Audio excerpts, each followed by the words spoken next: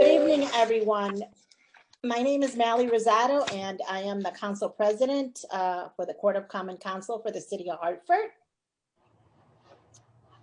Tonight makes our third night for our City of Hartford FY 2021-2022 Department budget hearings. With me this evening are my council colleagues, and I'm just going to introduce them as I see them on the screen. Councilwoman Marilyn Rossetti, Councilman Gale, Councilwoman Shirley Surgeon, and the rest of our council members are logging on as of some of them are leaving work right now. Also, we have our CFO, Miss Jennifer Hockenhall, along with various staff members from the departments that will be presenting tonight. You can most certainly watch this through Facebook Live or the Hartford Public Access TV.org or on channel 61 through Comcast. Tonight we have internal audit, the Metro Hartford Innovation Services, also known as MHIS, the Hartford Public Library, and the Hartford Parking Authority presenting. Each department will be given about 30 minutes to give their presentation. Afterwards, members of the Court of Common Council can ask questions, and when we are done, we'll move on to the next department. Without further ado, our Chief Financial Officer, Jennifer Hockenhall, now has the floor to introduce her team and representatives from the internal audit.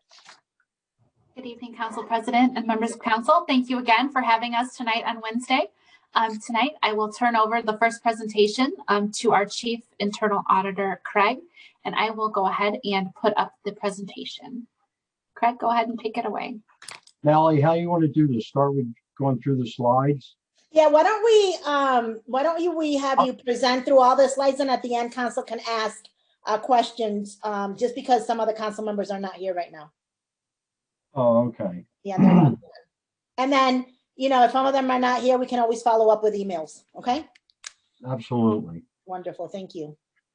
For everyone that's on board with the Zoom meeting, my name is Craig Trujillo. I've been with the city for 14 years. I started as Deputy Chief Auditor. In 2017, I took over as Chief Auditor when my predecessor, Pat Campbell, retired. We're located in City Hall, 3rd floor, up in the corner, room 304. And we've been there almost 2 years now. My staff is, I'll start with the first slide.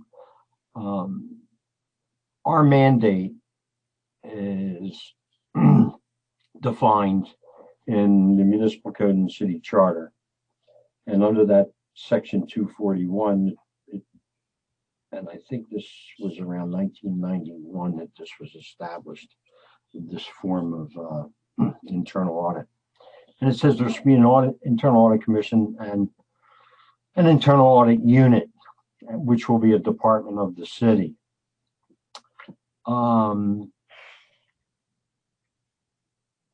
There's 3 commissioners, and that'll be outlined later on in the presentation. But the commission and the department, what we do is we conduct independent examinations, evaluations of financial activities, departments, processes. We do a lot of operational audits. And we cover our mandate covers the whole city. Alert from calendar. Who's that? It includes all the city operations, the fire, police, parking authority, the library, stadium, all the operations of the city. How do we move this second slide? What's interesting is for the new council person, when the audit commission was set up, it was set up when the city went to a strong mayor form of government, which was Eddie Perez. Actually, I served with 20 years ago, pre-Strong Mayor and Strong Mayor. So I served Right. with Patrick Campbell. So I Right. remember. And Pat, when Pat left Cigna, I worked with Pat at Cigna. I was in Philadelphia. He was up here in Connecticut. Pat took the job over, I think, in 1995. And at that time, I think it was already converted, but prior to that, it was the city council internal audit. So the internal auditor reported to the city council. So to keep them totally independent, the established internal audit commission. It's pretty unique. I haven't seen anything anywhere like this in municipal and or state government. There's 3 members. One's appointed by the city treasurer, Adam Cloud. One's appointed by city council. And this is the tough one. The third one, the top 10 taxpayers are to get together, representatives from the top 10 tax-paying companies in Hartford, based on the recent grand list, are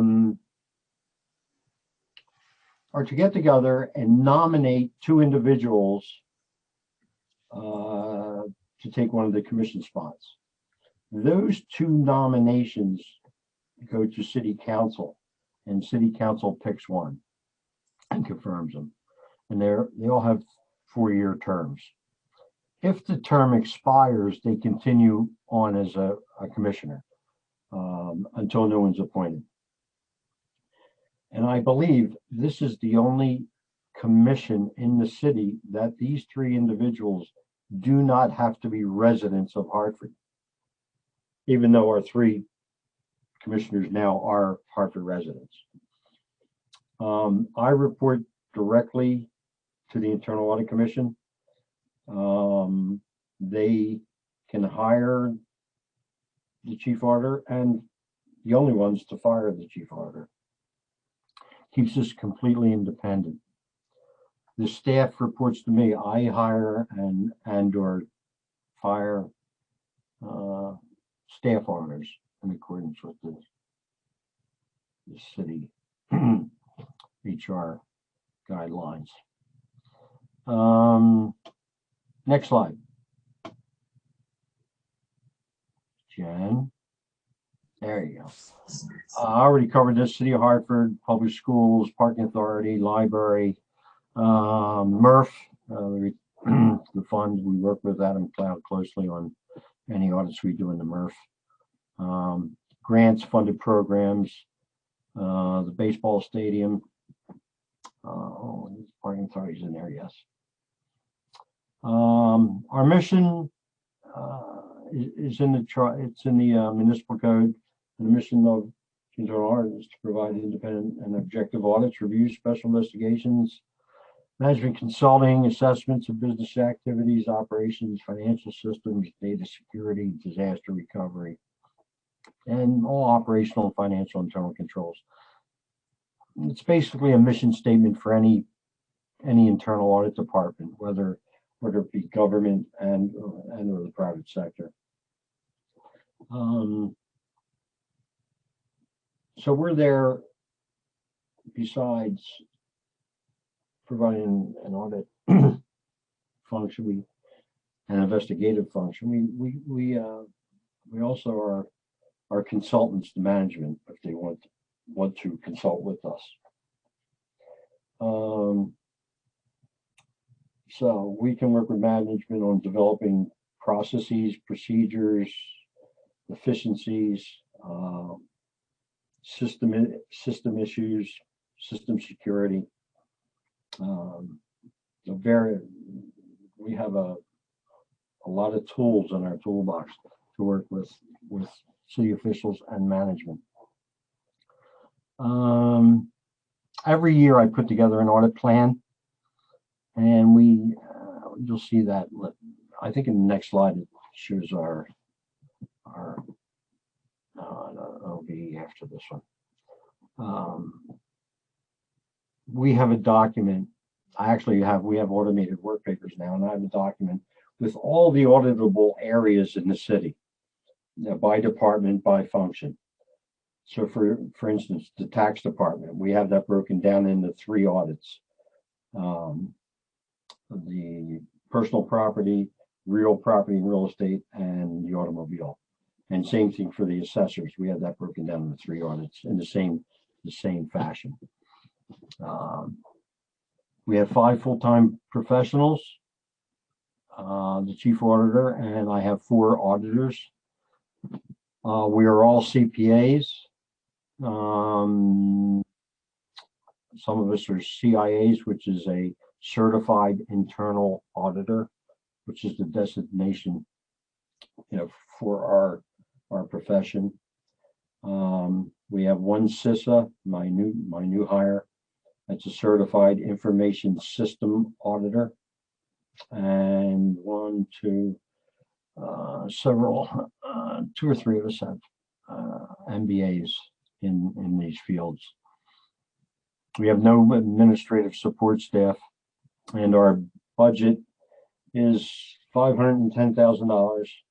It's been flat for the last 5 years, no increases. The only increases were salary increases mandated by my staff salary. Oh, by the way, the staff are all in HMEA. They're all union, except me. I'm non-union classified. So if you look at the budget, 99% of it's all salary, and the rest is for training and conferences, etc. And that number is higher this year than last year because I took, or my deputy position, my deputy left the city, and I made the deputy position into a staff auditor position, because at this point I felt no need to have a deputy, just that other, I didn't need another level of management between staff and I, so the whole staff reports to me now. But the difference between that top salary and the salary that I had budgeted for the deputy, I didn't want to lose that. And that's an agreement with the commissioners, because according to the charter and the municipal code, the mayor cannot decrease our budget 1 year to year. He has to fund the same amount we had the last year. So we didn't want to give that money up in case we ever go back to a deputy or whatever. So we parked it as a couple of line items in my budget.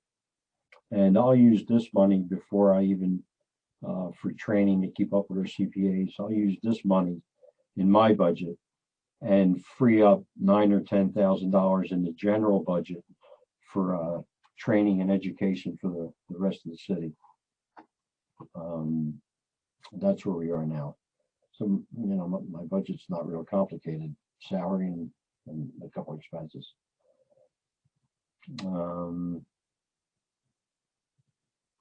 2021 was a very trying.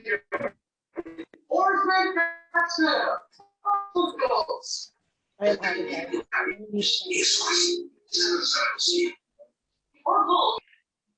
Does everybody hear that? Yes, and I just asked them to mute themselves, and I actually went ahead and muted them. Oh, okay. 2021 was very challenging with COVID, obviously. All of us were working from home. We had VPN access to all the systems, and it worked out pretty well. Slowed down the process somewhat. I was short an auditor since October, so most of the year. So, our goal is to hit at least 20 audits and issue 20 audit reports a year. We're not going to hit that this year because of those limitations we had. We're going to get pretty close though. Our audit software, last year we bought Auto Audit, so we're automating all our work papers, risk analysis, everything we do will be in this audit software. We made several recommendations in all our audit reports. We did a few investigations, not a whole lot this year, 3 or 4.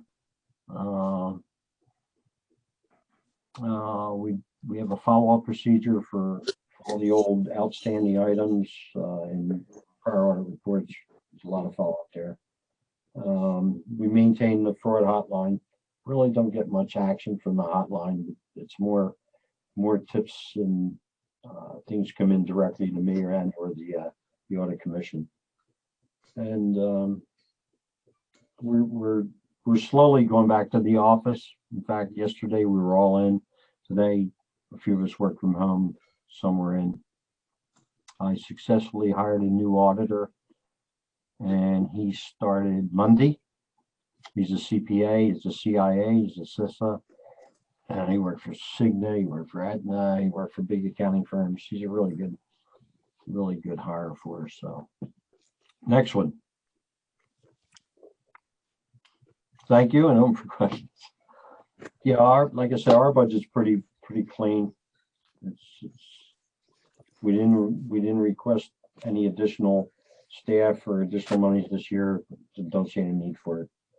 What was interesting is when the instructions came out for the budget, I didn't see any instructions coming from the mayor to keep it flat or cut it 10%. So we just left it the way it was. So Craig, thank you for that excellent presentation. I have a question. So the internal audit statewide, are you structured like all the other audit commissions and different municipalities? No, absolutely not. In fact,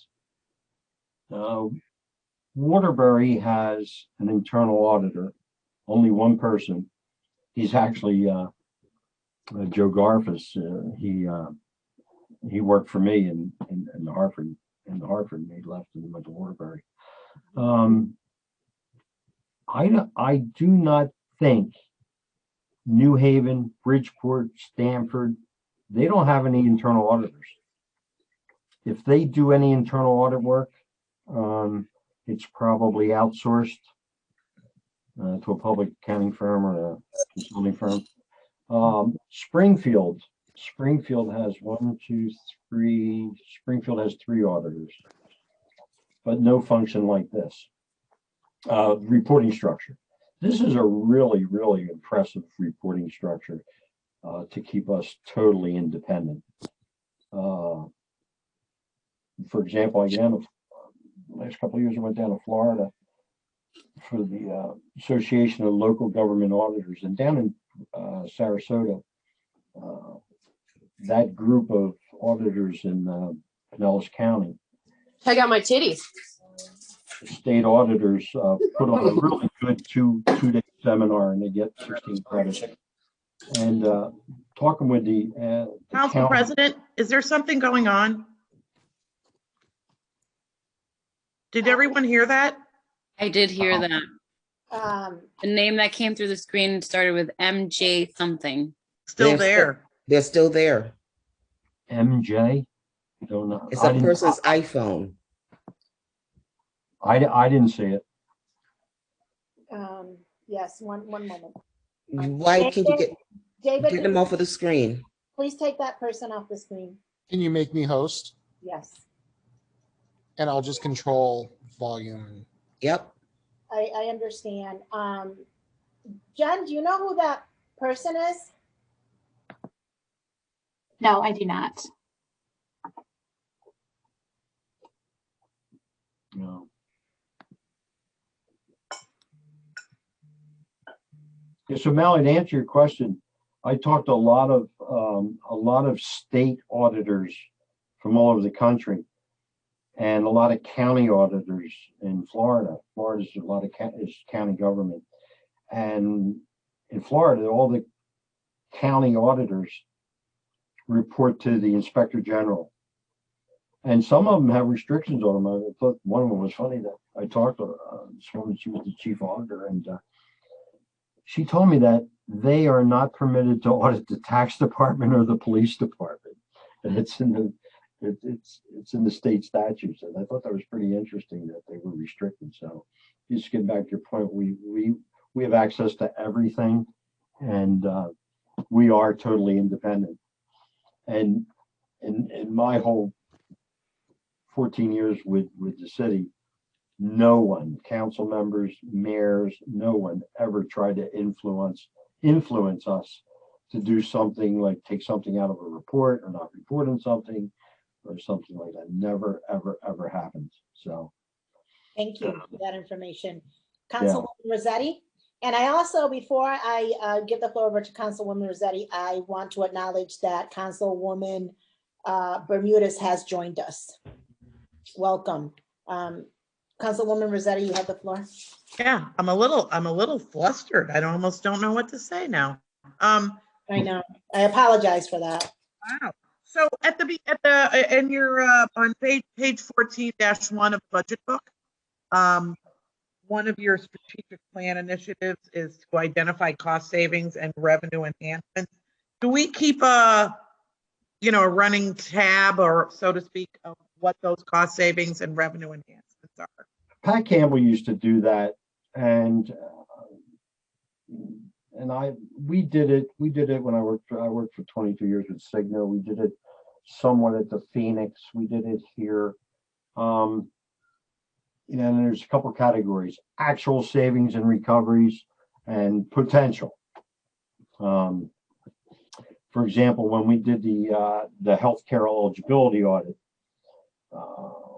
we found over $1 million paid in claims that should have never been paid.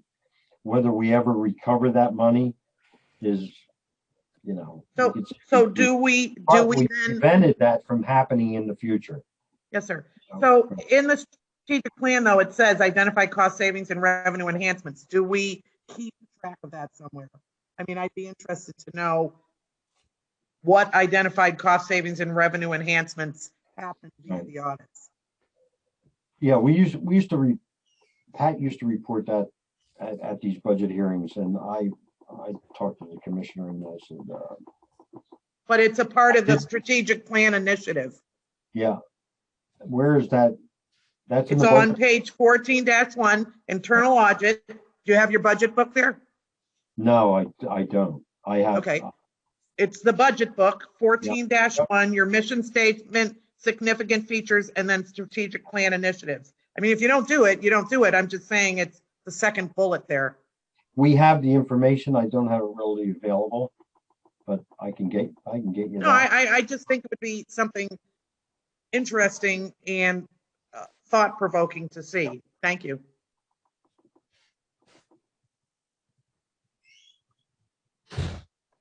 Councilwoman Surgeon? Good evening, Craig, and thank you, Council President. Out of your 5 person in your office, what are the diversity of your CPA, CIA, so on and so forth? What do you mean by diversity? Well, how many Blacks, Puerto Ricans? Yes. I'll give you the ethnic. We're very diversified. We have Jay, Desmond, Fulak, and myself are all CPAs. Donna is a CIA and has a master's degree. Desmond has a master's degree. Jay has 2 masters, and Fulak has several designations. Ethnic-wise, Fulak, my new hire, is Vietnamese. He's Asian. Donna's female. Desmond's Jamaican. And I'm Hispanic descent. And Jay is from Massachusetts. I think Jay's Irish. So ethnically, we're very diverse now. No. Okay. Thank you. Combined, we have. I mean, I've been doing. This is my whole career. I've been doing this since 1973. So that's how many years I have. Desmond's got over 20. Jay, Donna. So we got a lot of experience.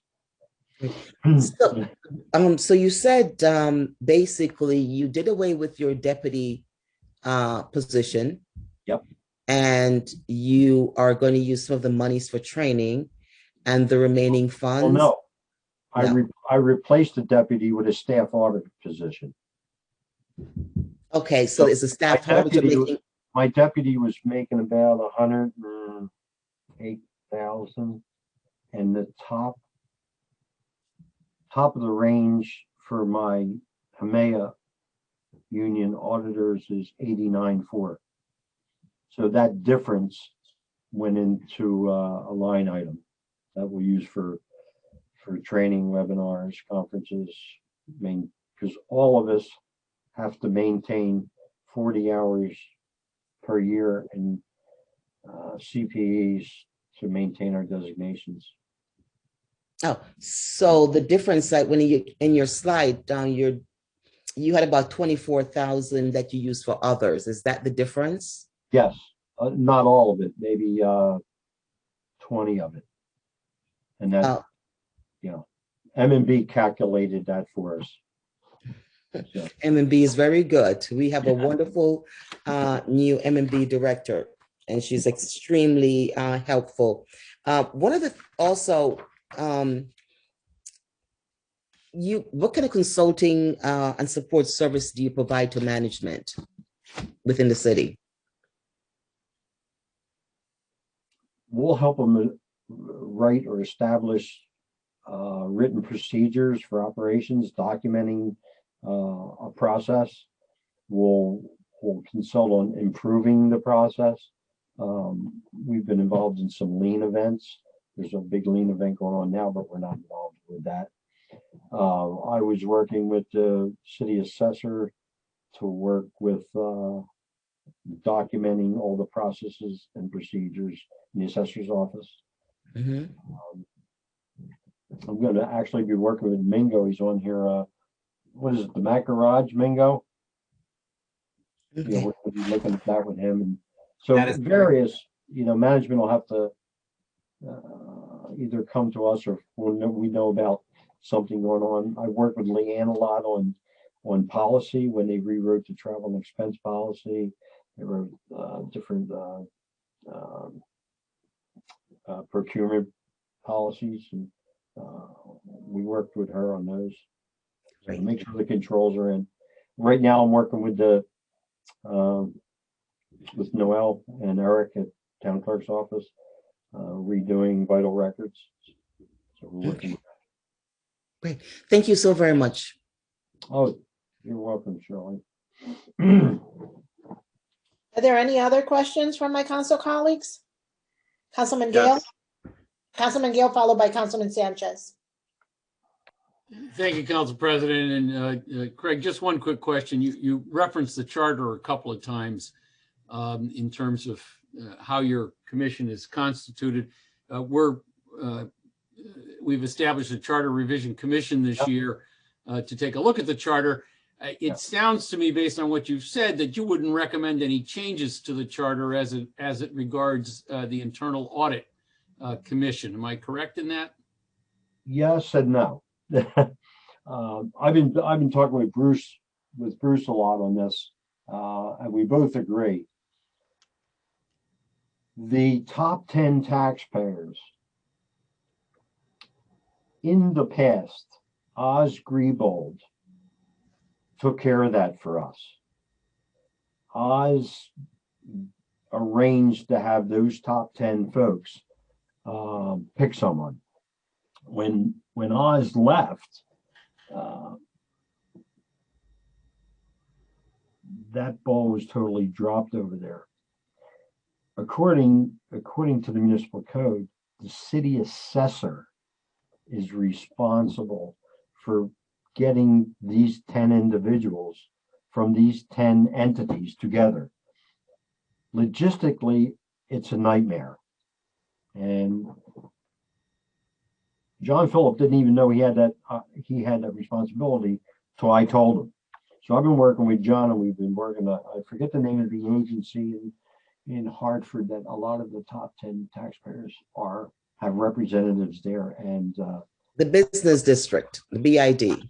And we got involved with them, and they're helping us out, and we're actually looking at that now for a nomination for from the top 10 taxpayers.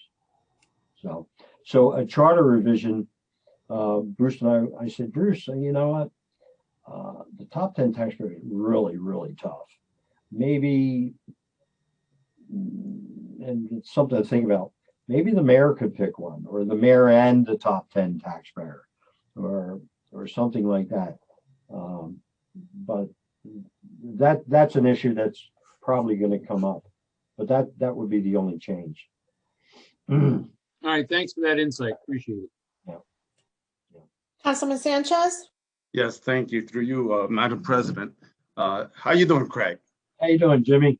How's the antique car business, the classic cars? We had a car show up at the Old World Tavern in Simsbury Saturday. Had about 80 cars there. Nice. Yeah, I'll be joining Mark, you soon.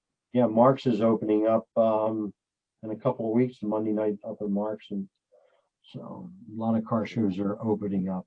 At the Farmington Polo Club every Sunday morning, Cars and Coffee. That's a great event. We have a nice event over there. You get 100, 150 cars. I'll see you soon there. So yeah. Just to move on to my question, didn't mean to get off the subject. So when you do your auditing, is that automatic or is that upon request or both? We put an audit plan together, and I usually have about 30 audits on there. And they're selected by, when we assess the risk, and we've got a good idea. We know the city really well, so we don't have to run the tax department through an extensive risk module. The tax department is the biggest revenue besides grants that come into the city. Obviously, it's a level 1 audit, and we classify. I have about 173 areas. Like, classify them high, medium, low, 1, 2s, and 3s. So the tax office, assessor's office are 1s. Something like something in DPW, say down the yard for light and heavy for all the repairs and stuff. That might be a level 3, level 2. So the audit plan is 25 to 30 audits, and the high risk areas, we like to do them every 2 to 3 years. So is it safe to say that the high risk areas would be considered a level 1 or a level 3? No, they'd be the 1. One. Okay. So 3 would now be a lower level. So 1s we want to do. We definitely want to do every 3 years at a minimum, and then the 2s 3 to 5, and then the 3s would be 5 to 7 based on available hours. Okay, so then that sounds. My hands are not tied to that audit plan. I mean, I file the audit plan, but it's a living document. It can change. It's going to change with the environment. It's going to change how the city changes. Okay, so within the audit, so therefore, in other words, if council requested to have an audit done on a whatever department, that would become a level 1 or not? It depends on what it is. If it's something I already have on my list of 175 areas, if it's one of those, and say it's a 2, and maybe it's a 1. It depends. Okay, so then my next question is, when, let's say this body puts in a request for an audit, would that include working with the procurement office on RFPs? Oh, we definitely can. I mean, if someone from city council, 1 member, 2 members, or 3 members collectively, came to me and said, we'd like to have an audit performed of this function, I would say 99.9% of the time I would do the audit for city council. Absolutely. We'd sit down, we'd discuss the concerns, and we'd talk about risk controls if we know of any specific controls that might mitigate what you're thinking is an issue. But we would sit there and have a good conversation on what we really want to look at, what's the objective, what's your concern, basically. I do this every year. I meet with all the department heads for about an hour, and we talk about their operation, any changes, anything they'd like us to look at in the next fiscal year, from an audit standpoint, any consulting you'd like to have us work with you. So, we talked a few months ago about the radios, and right. Yeah, so you didn't take another direction, but you were doing other work to get to there. So we haven't talked about that. Right. Okay, thank you for that. Yeah. I'm done with my questions, Council President. Thank you. Thank you, Councilman Sanchez. Are there any other questions from my council colleagues? Any other questions? Thank you, Mr. Trujillo. Oh, Councilwoman Surgeon? I'm still trying to think, when you made the statement that you didn't need a deputy, Right. Everyone reports to you. How do you find that? Are you using your time constructively? I'll tell you the story on that. In 2007, early 2007, Pat Campbell had he had two auditors, two staff auditors. And Pat was swamped. He couldn't get audit reports out. And he had like 6 or 7 audits sitting on his desk, and he just couldn't get all the production. There's no way he could ever get 20 audit reports out, even 15. He was lucky if he got 6 or 7. And he got the position of deputy chief auditor, brand new position. And when I left the Phoenix, I was doing some work at a public accounting firm down in Puerto Rico at Doral Bank. And when that was done, my wife just happened to see it, the advertisement in Hartford Current for deputy chief auditor for City of Hartford. She showed it to me and said, "What? That's Pat's operation." I worked with Pat at Cigna. So I gave Pat a call. I said, what is this? He says, "I need help, Craig. I got this new position. I can bring in at this. We know, all my audits are like we did at Cigna." And I said, "Sure, why not? I'll do it." That's where the deputy position came. And I came in and I helped Pat really streamline internal audit. We changed the way we reported. We got a lot more production. We hired more staff, and it worked out really well. And when Pat retired in 2017, I became chief auditor. I made one of my staff auditors a deputy. And there's a whole story about that. And I know you know the whole story about that situation. And when he was separated from the city, I didn't need that level of management. He was coming between me and the 3 auditors, like managing them, going through him, then to me. We're too small to do that. So every auditor reports to me on every audit, and that's the way it should be. And I get involved in every audit. I just don't sit there and have meetings with management. I mean, that's a very flat organization, and it's worked out very, very well. Okay, thank you. So, yeah, and our production is definitely going to go up. There's no ifs, ands, or buts. Councilman Sanchez? Yes, I'm sorry. I know I said it was my last question, but I just want to piggyback on Councilwoman Surgeon's question. So, Craig, God forbid something happens to you. Let's say you get sick.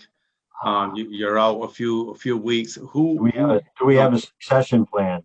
Right. I actually do. If I look at my staff now, it's aging. I'm not going to be around forever. I'll retire when it's time that I'm not having fun anymore and I don't enjoy the job. And that's the beauty of the position I'm in. I don't have to work, but I love the job, and that's why I stay there. My auditor, Desmond. Desmond is going to retire next February or March, so I'll have to replace him. Jay, he's a few years from retirement. But Donna's at the point in her career. She's been with us 2 years now, and she's working out real well. And I put her in the office next to me. And right now, if something happened to me, Donna could probably take over. She's not ready quite yet, but she will be. You know, I mean, that would be my choice. Rather than All right, so basically, when you retire, but again, if you was to take ill for a few weeks, you have someone. Now that you don't have a deputy, there will be someone to fill your space. Yeah, Donna, you get back. Donna actually could take over. I mean, Donna could actually manage the audits and work effectively. Thank you, Craig. And then he would have help with. He would definitely have a lot of help from Bruce, because Bruce is. I mean, I talk with Bruce every day. We're really we have our he has his fingers on the operation, and he knows what to do and what not to do. So. Okay, thank you, Craig. And we're in a pretty good position like that. And these folks, we have so much experience. These aren't young people coming out of college. I mean, they could go out and do an audit and write an audit report and have the excellent management. And I don't know if it'd be totally right. I don't want to say that my job's useless, but I pull the whole thing together now. Okay, thank you. Thank you. Are there any other questions? Any other questions? Great. Craig, thank you. Have a nice evening. Thank you for your presentation. It's been a pleasure, Mally. Say hi to your husband. I hope his car's coming well. I will. I will. Thank you. Thank you, everybody. It's been a pleasure. Have fun with MHIS. Cerise will do a great job. Thank you. Thank you. I'll see you. Bye. Ms. Hockenhall, you have the floor. Thank you, Council President. Up next, we have MHIS with the director, interim director, acting director, Sharice. Something like that. Sharice, sorry. All yours. Okay. Good evening, Council President Rosado. Good evening, Councilwomen and Councilmen. Tonight, I will be presenting the MHIS budget. Wonderful.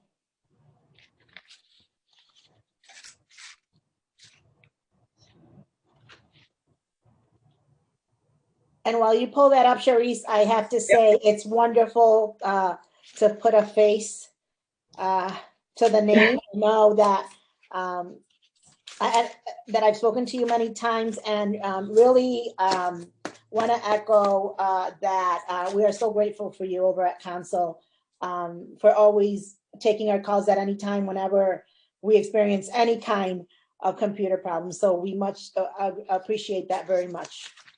You're welcome.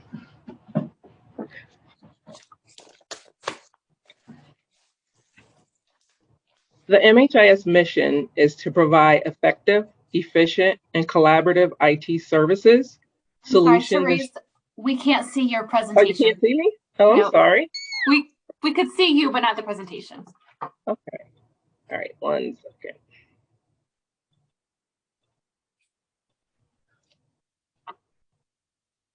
Can you see it now? Yes, we can. Okay. I'll just leave it here instead of full screen. Okay. I'll start over. The mission of MHIS is to provide effective, efficient, and collaborative IT services, solutions, and strategies in a timely and helpful manner that assist the city and schools in achieving their strategic goals. We like to be the organization others seek out as a partner for providing visionary strategies, creative solutions, and effective and efficient services in order to help them achieve their mission and goals. We operate under a culture of collaboration and partnership based on mutual respect, cooperation, knowledge sharing, and resource development within the departments and across the organizations. The MHIS org chart consists of the interim CIO position, as well as 4 different business groups within the department. The first is the support services group that consists of the help desk, the field technicians, data center staff, and cybersecurity staff. Next, we have the network team, consists of 4 staff members who support the internet, wireless, fiber, cabling, and E-rate, voice and phone support for the entire city of Hartford. We have our business systems unit that consists of 5 people, 1 vacant position there due to a retirement. They handle Munis, ExecuTime, EnerGov. They maintain the city website, DPW Fuel Master, quality data and tax, Hartford Public School health data, the preschool assessment framework, the pension earnings file, and payroll and pension support for all city departments. We have the GIS staff who handles all city maps and apps, administration and maintenance, including DPW Vehicle Locator app, Development Services Inspectors app, the City Bike Rack apps, the Open Data Portal. GIS also supports the Assessor's Office, Town Clerk, DPW, Hartford Public Schools, Police, Fire, and Development Services. Within our department, there are a total of 28 full-time staff. Of those staff, there are 6 females, 22 males. The diversity in the department is 4 different race groups. We have 9 Black staff, 12 Caucasian staff, 4 Latino staff, and 3 Asian staff. Of all those staff, we have 4 who are Hartford residents. Our fiscal year 2021 highlights include the Support Services Division, who image and configure over 12,000 student and staff devices for remote and in-person learning. The GIS team developed a city COVID-19 website at the beginning of the pandemic to track COVID information. We were hit with a very sophisticated cyber attack at the beginning of the school year. Our plan has always been to be resilient, where we can withstand and recover. We were able to accomplish that, and we're continuously working to implement additional security controls, monitoring, new processes and policies. We also underwent a cybersecurity assessment. We're at the end of that assessment. From that assessment, we developed new security controls and policies that we will be soon implementing. We encrypted a lot of laptops for city staff and school staff remotely. We created our first ever business continuity plan, which outlines what we need to do in the event of another cyber attack or a disaster, any type of disaster that may happen. Another highlight is we begin phase 1 of the Acela project for online permitting, business licensing, planning, and other functions within the city.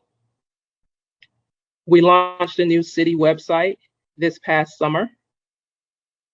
We're in the process of implementing citywide wireless for residents. Our GIS team developed an economic development small cell website. They developed a planning and zoning, 5G location mapping. They developed a mobile application for the assessor's office to update photos of citywide properties. They created data for use in public safety's new CAD system that will be soon implemented and launched. They developed a COVID dashboard for Health and Human Services. They also developed a COVID dashboard for the fire department. Our strategic initiatives are to improve existing city services and creating new possibilities via technology. This includes delivering stable, responsive technology platforms that provide the city the foundation needed to deliver effective services to residents. Another initiative is ongoing areas of focus include transitioning to the cloud, business analytics, and cybersecurity. We had a significant increase in our budget due to 3 new full-time positions that were requested. One of the positions that was requested was recommended by the Connecticut National Guard was for us to have additional staff, including a cybersecurity manager and a security analyst. We also look to have a wireless network engineer, and we also had increases in software and maintenance and telephone communication expenses. Our budget highlights an area of focus, implement recommendations by Janus, our security vendor, and the Connecticut Military Department's Joint Cyber Response Team, including the purchase of additional security software to help combat and defend against cyber attacks, and the hiring of cybersecurity staff. We're looking to hire a wireless engineer to help support the free citywide wireless program. Once we're done with implementation, there will be over 2,000 access points in the city, and we need additional staff to assist with that. Currently, we only have 1 person who's handling that. The increase in maintenance costs came from the new Acela Civic platform for online permitting, business licensing, relocation, planning. We absorb the maintenance costs for ExecuTime. We absorb the maintenance costs for the new cloud-based FOI platform. There were additional costs associated with the telephone infrastructure. There were additional costs for Office 365. We moved all the police officers from the regular old office to Office 365, and the maintenance costs for the new city website. That concludes my presentation. I will be more than happy to answer any questions. Thank you, Charisse, You're welcome. for that excellent presentation. And I just want to recognize that our majority leader, Councilman Clark, has joined us, and also Councilman Josh Mixton. Good evening, gentlemen.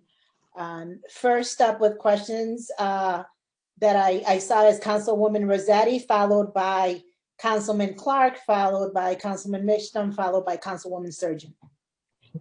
You have the floor, Councilwoman. Thank you, Council President. Where'd you go? Oh, there you are. I'm sorry. I'm looking around on my screen. I just really want to thank you. You know, thorough presentation, a lot of questions answered, and absolutely this last year, and I'm sure other years, but this last year has been such a challenge. And I really want to not only thank you, I want to thank your department. You know, it's really been a pleasure to be able to work with you. So thank you. And again, thorough presentation. A couple of my questions were answered. So thank you very much. You're welcome. Thank you for the compliment. Majority Leader Clark. Thank you, Madam President. Charisse, it's always good to see you. Thank you for your presentation. I think you have done a phenomenal job, especially during COVID and with the ransomware attack. Question regarding the digital divide that we still face in our city. You remember years ago when former Mayor Perez put in the Wi-Fi networks throughout the city of Hartford. Is there any conversations with that regarding more Wi-Fi access? I know 5G is still being talked about, but those mechanisms being placed throughout the city so that people that can't afford even the $9.99 that Comcast continues to promote, that they will be able to connect to the internet via Wi-Fi? Yes, so we are in the process of implementing free citywide Wi-Fi for all residents of the city of Hartford. We are currently running what we call a proof of concept. It's basically for us to work out any problems before we move on. We're currently in the northeast section of Hartford. There's Wi-Fi up and running, mainly around the Tower Avenue, Barber Street area. We're also in Frog Hollow. We're about to wrap up Frog Hollow real soon. And then we're going to move over to the Blue Hills area. So in the Blue Hills area, we're leveraging, there's some really old fiber that was given to the city 20 years ago. It's not usable, but we're going to use the conduit that's there to run new fiber. And that project is starting in a few weeks. They're going to start running the fiber. So we're going to have fiber run almost in the entirety of the north end. And then we're going to move over to the south end, which is a challenge. There's fiber in, some areas, but not all, but we've come up with a couple of plans to get that done. And when we can't do fiber, we're installing LTE. LTE has been working really great for us. As soon as we put them up, we don't even have to announce it. People are connecting. We see students on there. We see grandma's iPad on there. We see people playing Xbox. I mean, it's just amazing with how they're utilizing it right now. That's great. Thank you for that update. How is it that this is being communicated to many of our residents about this opportunity? And my concern has been regarding the sustainability of our small businesses. Many of them can't afford the high cost for internet service to efficiently run their business. Are they able to tap into these free network services as well? Absolutely. Yep. It's going to be open to small businesses as well as city residents. Once we're done with the proof of concept, we're going to announce the areas that have been completed. And then hopefully we're going to add something on the website where, residents can go and track to see when Wi-Fi is coming to their area. That's phenomenal. Thank you again. You're welcome. Councilman Mixtum? Thank you, Madam President. Just Sharice, again, also thank you for the presentation. Sorry, there's a small person crying behind me. A further question about the Wi-Fi. What's the sort of the target date for having it up and running in the whole city? That's a challenge to give an exact date because we run into different things where we're working with several vendors and we're at their mercy. We're working with Vulcan to do the hang-in, but we're also working with Eversource. And there's a process that's in place where we go and hang what we call the power disconnects. And then Eversource has to go behind us and add power to the pole. So we're at their mercy. We're hoping to have a large portion of the city done by the fall, but we just don't have a deadline of when we'll be totally completed. Thank you for that. Totally unrelated question about Munis. And this is not really a budget question, but it's a question because it came up earlier in the year that Councilwoman Bermudez and I were trying to find some information off Munis, and we didn't have access. And I wonder, what is the status of council members being able to see what's on Munis or anyone else for that matter? How does that work? Yeah, if you just put in a request to the help desk, we can give you what we call read write. Go in and read whatever information you're looking to see. Okay, thank you. You're welcome. That's all my questions. Okay. Councilwoman Surgeon? Thank you. Through you, Madam President. Sharice, I just also want to echo the congratulations and thank you for getting the city through the pandemic last year.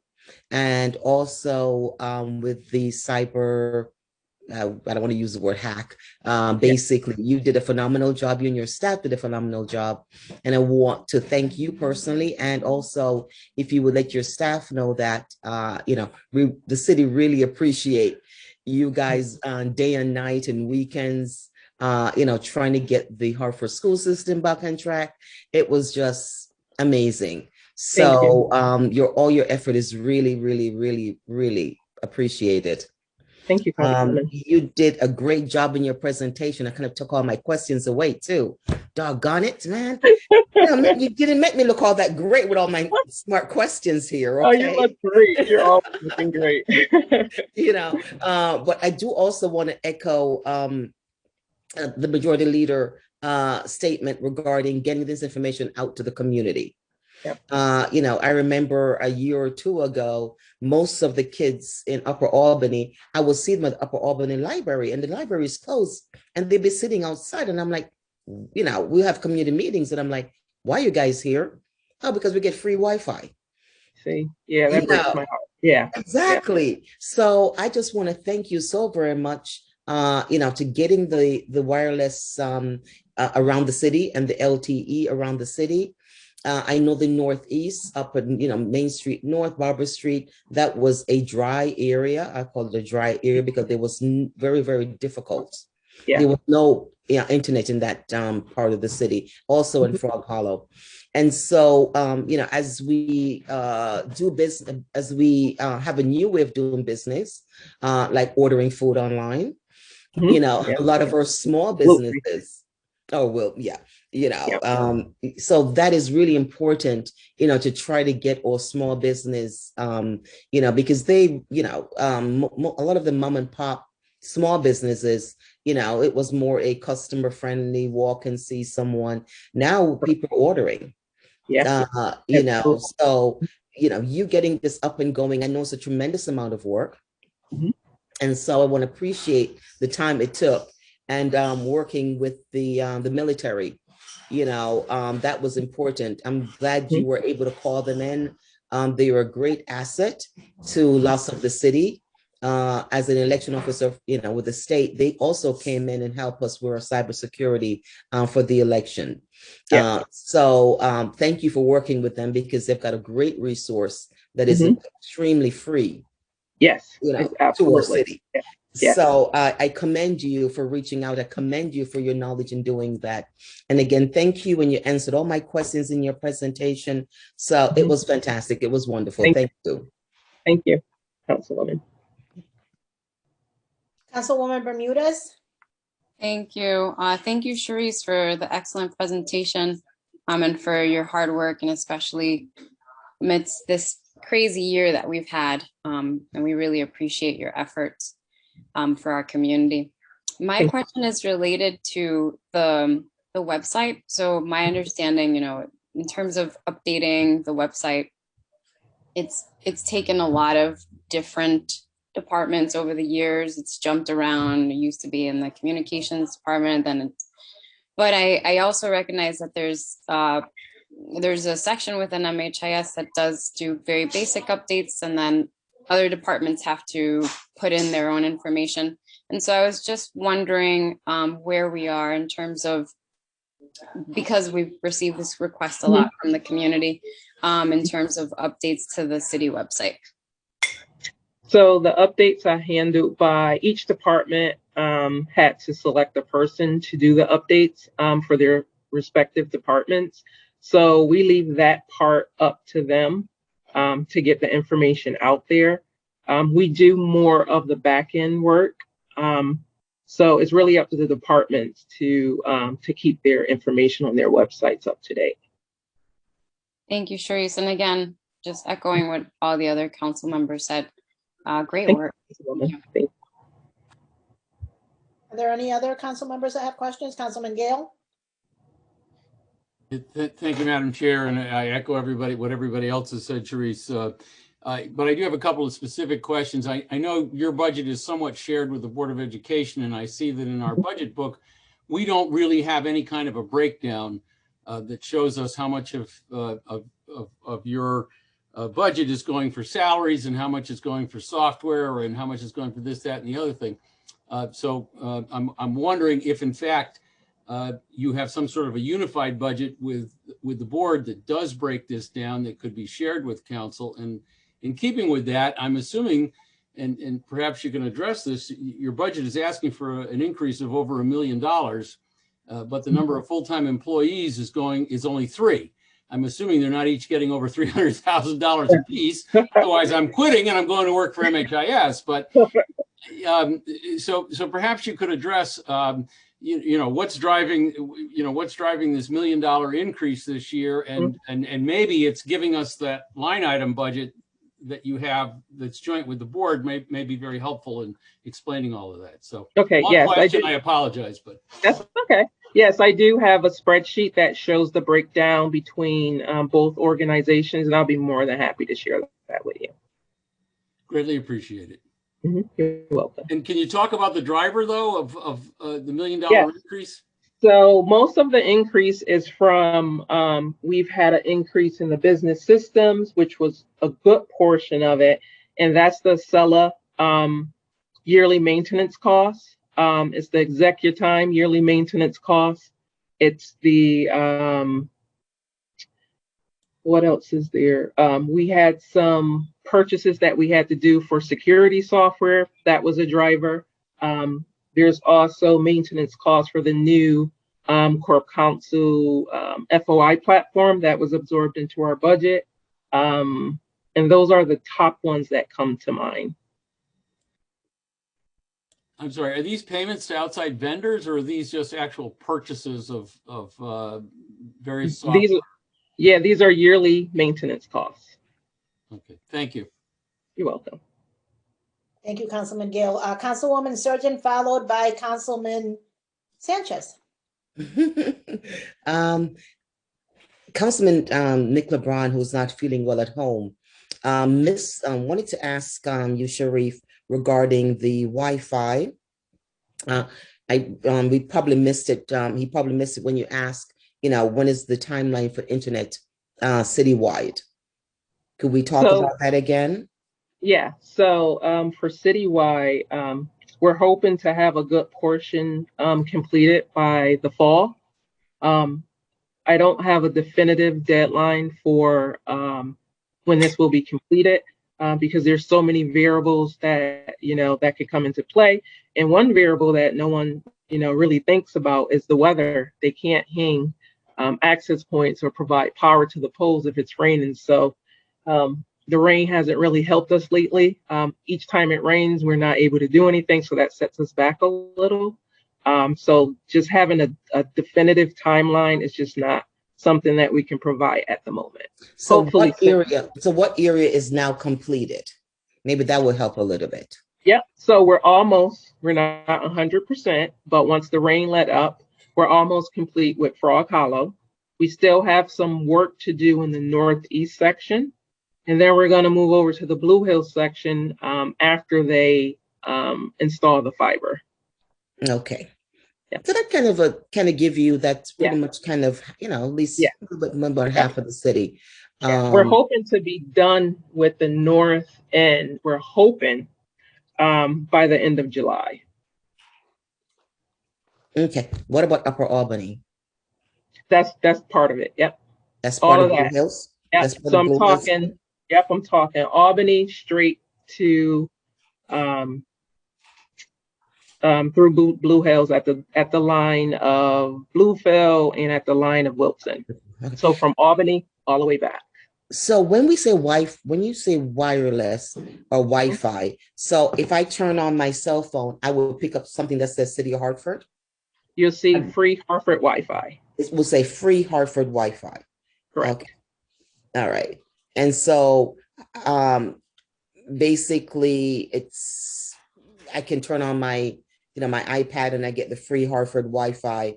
And I remember Majority Leader said, back when we had Mayor Perez, then Wi-Fi was given. It was a little bit slow. Is this going to be any better? Nope. This is going to be a lot better, a lot faster too.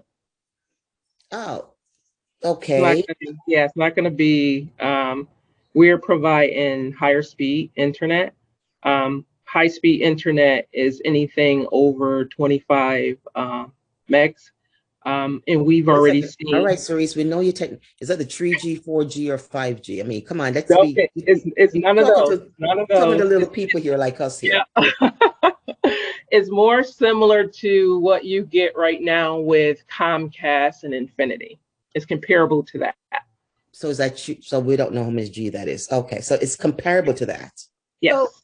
No, Sharice, let me Shirley, correct No. for- 3G is cellular. Oh, that's cellular. Okay, all Yeah. right. See, I don't know anything about technology.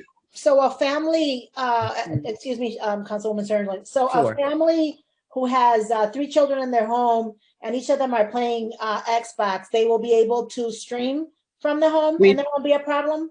Yes, we've seen Xbox users on the Wi-Fi that hasn't caused any issues to other people that's on the Wi-Fi. In those areas, we'll see maybe like over 100 people that's on. And of course, we'll see Xbox as the highest user because of the bandwidth it takes. But, you know, we still see people who's live and active, either streaming their TVs or doing educational things, going to Google Classroom or something like that. Thank you. Awesome. And back to you. Okay, thank you very much, Madam President. So when you said you know, when we are out there, you said they have to, the Eversource was come and run your electricity. You know, are these, so there's no wires or anything? What are we looking for in our community when we look for this? You'll see what they're called access points. I can provide you with pictures of what they look like. I've taken pictures of them on the pole. Okay. So you'll have a good idea of what we're doing, and that would differentiate from what one of the service providers like Verizon or AT&T is doing. Ours is totally different, but I can provide you with pictures of what they look like. If you don't mind, because one of the things is, as we talk to the community that this is happening, it'd be great to show them, you know, what it looks like. And so when they look up, they can see it and know that, you know, that is being provided by the city. Yep. Okay, Absolutely. awesome. Thank you so very much again. You're welcome. Okay. Councilman Sanchez?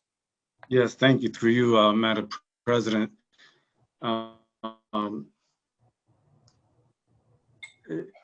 Sharice, thank you. I echo the sentiments from my nation and basically saving Hartford when it came to this internet and cyber attack.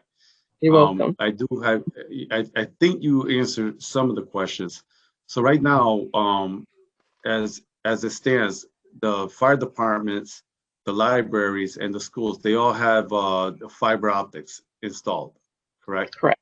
Mm-hmm. And are we building off of that same infrastructure, or is this separate? So we're building some that's separate, and we're looking to leverage existing fiber throughout the city. And we're also working with DPW whenever there's streetscape stuff going on to lay the conduit down so that we can leverage that. We do launch off of the schools, but it's totally separate. It's a totally separate internet connectivity that we're using.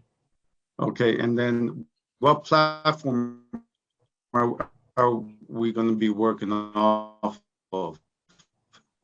You mentioned Verizon, similar to Verizon AT&T. Are we going to agree with?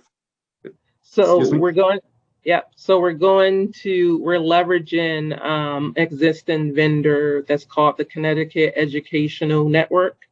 They currently provide internet access to the city and schools. So what we did was we have another, what we call a 10 gig pipe that we're using for the citywide Wi-Fi. Anywhere where there's not fiber, we're using LTE service through Verizon. And can you explain what LTE? Yep, LTE is similar to your cell phone. We have these devices that we put SIM cards in, and they broadcast out data across the city. We've been seeing speeds with the LTE that are 25 to 30 meg, which is comparable to what Comcast or Infinity offers. Okay, so Comcast, I think their highest is 75. Yeah. But there won't be any interference. For example, let's say, children can go into Coles Park, Pope Park, Kinney Park, and they can still in the park, they can still use their laptop or they can game or what have you, correct? Correct. Mhm. Okay. And then, And one of the, go ahead. no, go ahead. So one of the things that we've been doing too, in the neighborhoods where we're currently installing, there's people that I know in those neighborhoods, and I get great feedback from them. I have them connect, give me feedback, and whenever we see any low speed, we'll tune the equipment. But we've been working hand in hand with some of the residents in the neighborhoods. And then I just have two more questions. So going back to, I think it was the Majority Leader Clark, as far as so right now we do have existing free Wi-Fi in certain neighborhoods. Do those residents, are they aware of it? Is there 100%, 80%, 50%? How much of those folks know this? They are aware of it. We see them connecting all the time. We haven't announced it yet, but as soon as they go up, they're connected. Okay, and my last question, you said that it may be difficult in the south end for the connectivity, and if there's any difficulties, you said that you will incorporate the LTE. What are the issues in the south end neighborhoods? There's not as much fiber in the south end in certain areas, particularly in southwest and behind the rocks. If we're able, to install fiber, it'll be a year or so out. But for now, we're looking at LTE. Anywhere we can leverage any piece of fiber, we're doing that in the south end. Around the Park Street area, we may have some opportunities around Weathersfield Avenue. So we're looking at what we have, and we're using as many assets as possible to use the least amount of LTE in the city. And these LTEs are basically miniature towers? Yeah, they're like small access points. I'll send you guys some pictures Okay. so you can see what they look like. Okay, thank you so much. You're welcome. There any other questions? There being none, Sharice, thank you for that excellent presentation. To you and your staff, have a nice evening. You too, thank you. Thank you. So we are now going to take a 15-minute break, and we will. Is John going to time us again? He cheated Councilman yesterday. Gale. No, Councilman Gale cheated yesterday. He started the clock too quickly. So we will be back. I nominate 7:05. Councilwoman Surgeon for the timekeeper. We're not starting the clock until. No, this is how volunteerism works. The person who complains becomes the next volunteer. Councilman Sanchez will tell you all about it. He was in the military. You don't ever raise your hand when somebody's volunteered. You're on, Councilwoman Surgeon. Okay, 15 so we're minutes. not starting the clock until the council president says. Yes. So 6:50, 7:05, we'll be back. And that's giving you 2 minutes extra, Shirley, Councilwoman Surgeon. Thank you Okay, so very everyone. much. I'll see you all back at 7:05. Okay. Thank you. Mhm.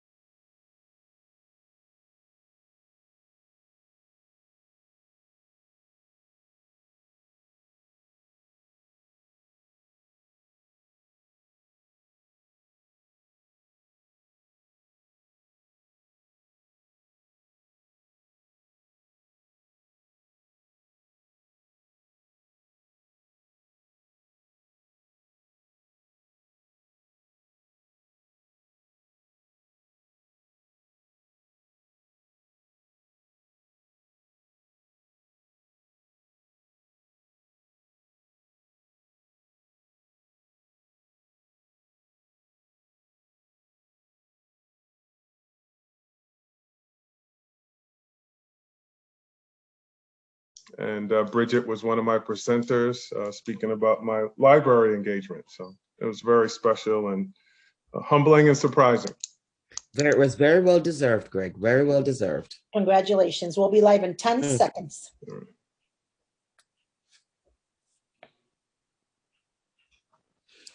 Oh, this is going to be an early evening. Yay. It could be. Promise only 3 questions, Council President. 2.5, 2.5. Councilman Clark, the floor is yours. Good evening, everyone, and welcome back. Hope you all had a great break. We are in the last leg of our budget presentations, and we have before us Hartford Public Library with the President and CEO, Ms. Bridget Quinn, and the Chair of the Board, Attorney Greg Davis. And Greg or Bridget, please take us away. All right. Welcome, everyone. Greg Davis, and I just know that it's been a long evening, so I'll try and keep it brief. We have a few other members of the HPL team here, and Bridget will introduce them, but I just wanted to take a moment to thank the council for all that you do. You all have been extremely supportive of the library. I think we can all attest to the fact that the last year and a half has been very difficult, and it's time like these that I believe that folks need the library more than ever. The library is providing services to the community, and we are trying to reach all segments of our community. And we are, and as I mentioned, Bridget and I have met with several council members in advance of this budget hearing to tell you about some of the great works that are being done, but also the fact that the library is raising more money than we ever have, trying to shoulder some of the load here. And we take what you all do and the support that we receive very seriously. And we could not provide services to our citizens the way we do without your support. And again, this is a big year for us, and we look forward to continuing to partner not only with the council, but the schools and all the different departments and agencies within the city. And I just want to personally thank you all. I'm going to turn it over to my boss, Bridget Quinn. Thanks, Greg. Good evening, everybody. Thank you, Council President, entire City Council for inviting us to present tonight. And I want to echo Greg's thanks of your continued and very strong support of the library and all of the work that we do. We are here for the community. We are of the community. And we have had quite a year. So I'm anxious to tell you a little bit about what we've been doing and what we've got on our plate for next year. So I think our slide's gonna pop up.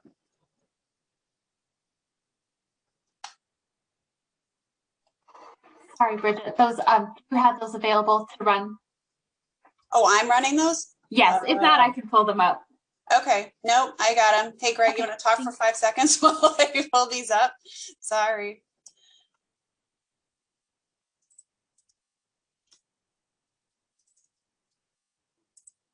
Oops.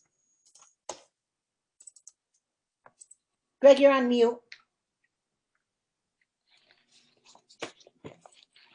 Sorry, guys, this was not part of our planned act here, but I know. Okay, here we go. That was very quick. That was quick. Sorry. All right, so here we go. So who are we at the library? And I know many of you know us and have been with us at the library, but we believe that literacy is a basic human right, and it's something that our citizens should get through education, and that means the library, it means the schools. And what we do as public libraries is offer support for lifelong learning as well as traditional education and school-based learning. But we also think of literacy and education as skill building, and we're also committed to the social and civic engagement of our community. We reinforce classroom learning, and you see that every day in Hartford through our Boundless partnership with Hartford Public Schools. And we also offer things that enrich life, you know, culture and art and different ways for people to be creative and to explore things that they're interested in.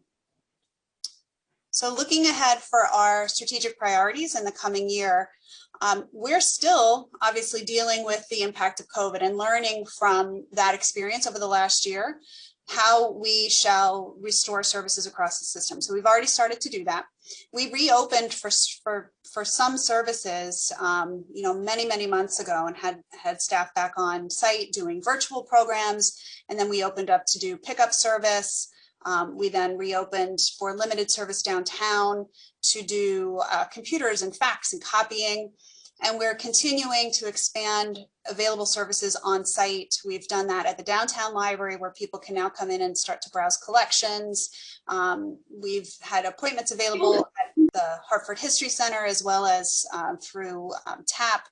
But throughout the pandemic, our staff, particularly those in TAP and those services that require the one-on-one interaction with the people that we serve, our staff were making phone calls or doing Zooms, we're, you know, chatting with people. So we've been connecting throughout the entire pandemic. And now we're looking forward to reopening 2 of our branches next week. We're opening Barber and Campfield starting the week of May 10th. And then we will start phasing in the other branches in the coming weeks and months. So we're pretty excited to be here at this point and welcoming people back in the building. So we're looking for the first part of this fiscal year to get all of our locations open, back up and running as many hours as possible for the community. So we are in the process of creating a new strategic plan. We're doing our due diligence to look at what we've done already and then move forward. So there will be opportunities for public input. I think the feedback that we had during the last strategic plan is that, you know, we should have some more public forums and community forums. So we will be doing that in the coming months, coming weeks and months. And I just wanted to give you a sampling of the kinds of things that we've started in 21 and continue to think about and expand in 22. So big news is, if you haven't driven down Park Street in a little while, it's worth a trip. The new Park Street branch is amazing. It's beautiful, and it will be reopening this summer. We're hopeful for July, but you know, we're thinking it might push to August. It all depends on how quickly the furniture can be delivered and installed after the completion of the construction, which is very soon. We are making plans for a new Barber branch, which I know I sent a communication to the council members several weeks ago, expanding the Barber branch more than 5-fold into the Swift factory. So we're pretty excited about that. It'll offer a huge opportunity for the community, and we're looking to create a large adult learning center in that space and programming it with our program partners across the city. We're looking forward to also thinking about and expanding services at Albany branch. As many of you know who have visited the Albany branch after school, it is very busy, and adults are often frustrated because there's so many students in there, which is fabulous. We love to have the kids, but it's hard to find a quiet spot for adults to do what they want to do. So expanding access for both adults and teens and younger children on that campus is a priority. So that is something we had identified in our capital plan, as we also had for Barber. So that is something we're looking forward to. The Hopkins branch is underway right now with some renovations to house what we're going to be calling a research annex. It will also still serve the Sand School and do children's programming and be available for the community. But we're also looking to expand the Hartford History Center access to research and digitization in the Hopkins branch, and also house the Hartford Current collection, which we are acquiring because of the changes at the Hartford Current. So we're sharing that, the photo archive, with the Connecticut Historical Society, but we will be housing the entire bound print collection of the entire run of Hartford Current, which is pretty cool. Boundless at Rawson continues. We are still very happy with the success of that pilot, and we'll look to use some of that experience as we re-envision Hopkins to build in some of those kinds of services that we're working between the school, the teachers, and our school librarian at Rawson. One of the things that really never stopped during the pandemic was our outreach services. So hopefully you saw I bet you did, saw the library on wheels driving around town, because we were everywhere. We were in parks, we were outside schools, we were at community centers, we were all over the place. And that is something that was really very popular with the community, as you can imagine. I mean, there's only limited locations and there's people that live all over the city. So really showed us the importance of outreach and expanding that in the coming years. We hope to, reestablish a Saturday Academy at West Middle. That was something that was very successful. So now that schools are coming up online and we're rethinking where we're going to be holding classes, that may be an option. And then continued service, the teen services at Albany, our 211 access with United Way. And then we were very fortunate to have a social work intern from UConn here downtown for the last few months, and it was really quite successful. So we're looking to expand that, not just downtown, but in other locations as well. So as I mentioned, we have reopened for curated browsing and for different services at the downtown library now. We are continuing contact-free pickup at the branch locations as well as downtown. That has been very popular. And we are still taking appointments for municipal ID, for passports, for notaries. We have not yet opened the children's room. That has been something I know people are really interested in, and we want to, but we were fortunate to receive some funds through a bequest that we've been able to use to replace the floor. So if any of you, and I think Councilwoman Bermudez probably remembers that as somebody with a young child, that floor up there was not in great shape. And it was not something that was renovated during the UConn renovation. So it was a big priority for us to get that. And I think when we unveil that, you'll all be really amazed at how beautiful it is. So we're excited about that. So as soon as that work is done, we'll be able to start to reopen our family center upstairs in the downtown library.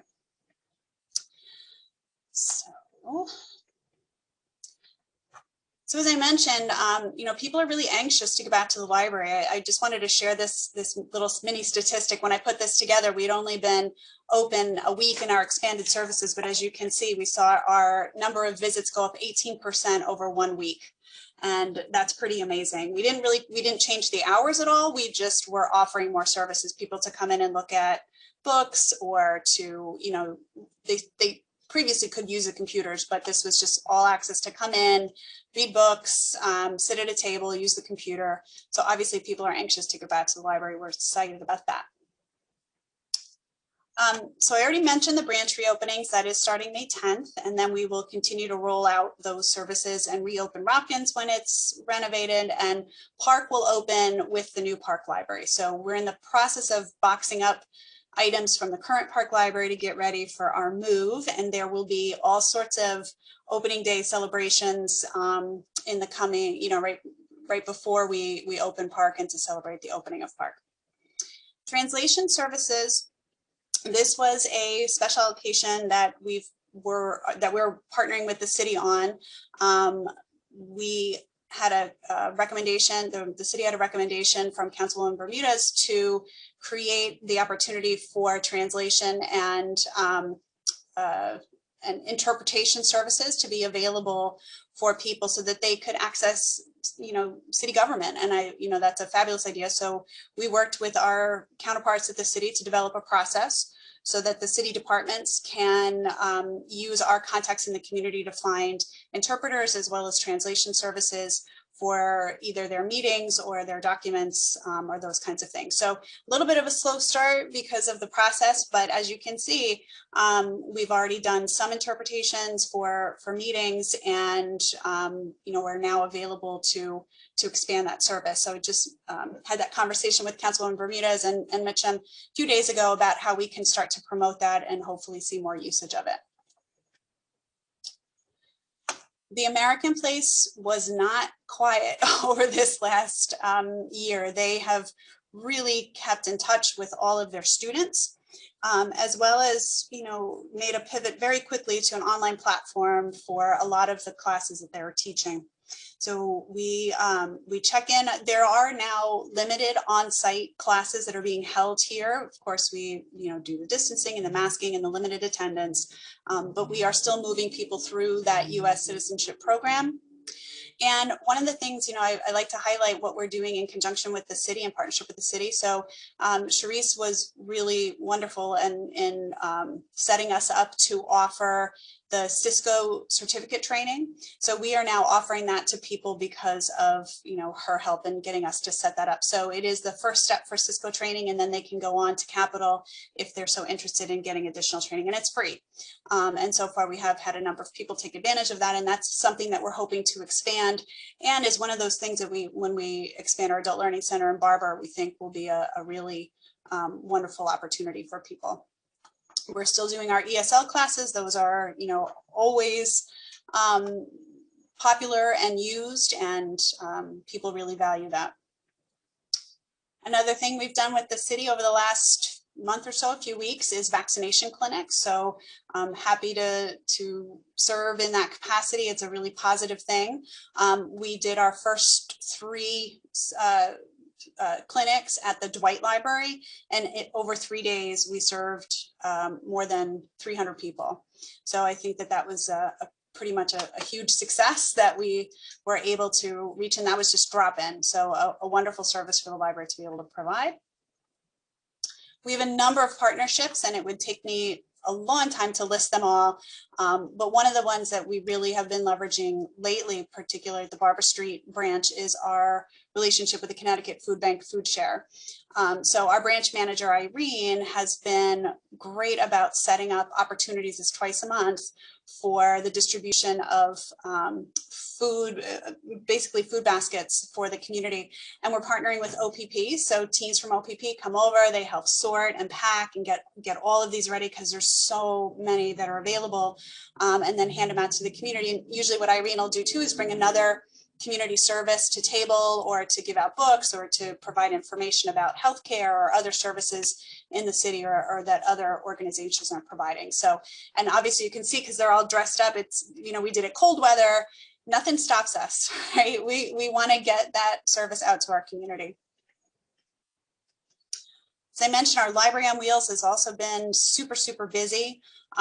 We are setting up shop where we have mobile Wi-Fi. We were doing census. We were doing, all sorts of service out in the community during the pandemic to make sure that people had access. We were making books available. We were doing book giveaways. And so we were delivering hotspots to different locations, because we were able to get some through pandemic relief funds. So all of those organizations that you see, we were able to give additional hotspots so that they could expand their own capacity, or to make them available to people in the community. We also service these little free libraries. I don't know if you've seen these, but they're great, and people really use them. So we replenish them and kind of keep them neat and tidy. And if we have books that are donated to us that we can't use in our collection, or if there's items in our collection that maybe we have more copies than we need, we will also use ours. And then we're also putting food and snacks in some of the little free pantries that are around the city as well. So this slide is for Councilwoman Surgeon, because when we spoke with her, she mentioned that she has got a real passion right now for ebooks. And so I wanted to show you, Councilwoman and everybody, that we have a lot of e-resources. And this one is mostly just showing you statistics about children's books. One of the things we were able to do over the pandemic in partnership with the schools is that all of our databases, all the content that we have that's electronic, is available to Hartford Public School students. So with just using their student ID, they essentially have full run of everything that's in our databases, which is fabulous. And we were able to expand what we were offering to them, knowing that this was a really important time. So BookFlix is obviously off the charts, right? It's a very popular resource. It's an online literacy. It's targeted to K through 3. and it's wonderful. It basically pairs a fiction book with a nonfiction book, usually picture book and a nonfiction book. And their concept is learn to read, read to learn. And so it pairs these kinds of things, but it's obviously a real hit with the students and the families. So that one's off the charts. Some of these other ones. Yes. Bridget, let me just also tell you regarding the ebooks. Yeah. I have been broadcasting it throughout the people, the older seniors that I know. And we have got one of the senior using your ebooks. As a matter of fact, she is blind. Oh. And we have taught her how to get through the system to the ebooks. And she's now, instead of having someone to come over to read to her, she is the audio one. She can listen to the books herself. Oh, that's amazing. Oh, I love that story. Thank you. That's great. And So it's working. Good. And some people do have trouble navigating it because it's not always super easy or intuitive. So we've also added a new chat function on our website. So you can log in and we've got library staff ready there to answer any questions that you have through a live chat service. And if for some reason we're closed, you can still do it. And then the next morning, as soon as somebody gets in, they'll answer your question. And we also have an electronic resources librarian who will give you a call if necessary and walk you through how to use it. I use the chat system, and that's the person who walk us through it. That's great. Awesome. So these are two platforms, because the way you get e-content is through, platform providers. It's just the way that the service works. So Access 360 is one. You can see how many usages we've had over the last year or last year plus. And then Overdrive is also kind of a ubiquitous one that you may recognize. So we are obviously seeing a lot of checkouts from there too. So people are starting to use them. Mm-hmm. Here's the Park Street Library opening soon. We're so excited about this. And for those of you who remember the murals that were outside the old Lyric Theater, here they have been reproduced. This is one half of the clear story front of the building, and then the other side has other murals. So it's a really lovely, beautiful homage to the art that was on the outside of the Lyric. And this is what we're envisioning for the library at Swift, expanding to create not only the regular library services, but to support all of the wonderful work that Irene and her team are doing over at Barber now, as well as technology and career training and adult education. The Digital Library Lab, this is another partnership with the city. We are in conversations right now with the town and city clerk's office to do a pretty big batch of digitization for them, as well as with other city departments. So a wonderful resource for us to make sure that we have accessible documents for our residents. So here's our budget. As you can see, since we put this together, it's actually a little bit different. The variance is a little bit more, about $130,000, and that only represents not really an increase in programmatic, but essentially it just covers the increase in benefits and pension. So we very much appreciate the city covering those increases for us. And as you might remember, some of the council people have been on the council for a while, the library's pledge was, 5 years ago, that we would create a sustainable model, which we have, in that we've essentially stayed flat except for those increases in benefits. And we can do that because this is just how it's spent. So the bulk of our budget goes to support public services. And it's salary and benefits is the biggest expense, but when you break down where those expenses are, it is to provide public service. And the reason that we can continue to thrive and do all this good work is because the city has been very consistent in its funding over the last few years. And I know this is usually a slide that Greg likes to talk about, so I will let him. Oh, all right, he's waving me on. So the other, as Greg mentioned in his introduction, is that the library also made a pledge to continue to ramp up and increase its fundraising efforts, which we have. So you can see as the city has kept pretty steady over the last few years, the library has increased its ability to raise other funds, and that's grants, it's donations, and we've been very successful in doing that. So now that the city's contribution represents 3% of our operating budget, and back in fiscal year 12, it was 81%. So I think that's a really good partnership between the city and the library to make sure that we're being good stewards of the public's investment.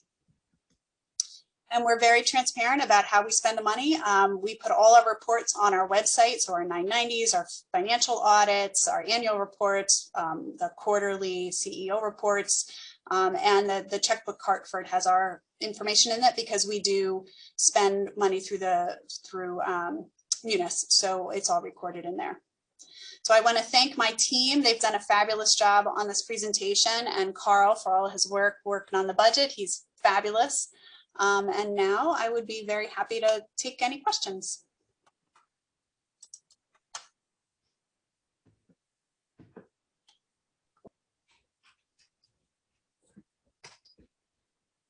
Okay. I put you all to sleep. No, I'm sorry. Sorry. I'm talking to myself. Thank you, Bridget. So I will open up the floor to my colleagues, and I believe Councilwoman Rossetti, you have the floor. No, you didn't put us to sleep, Bridget. I think you just amazed us. That's was just a lot to take in.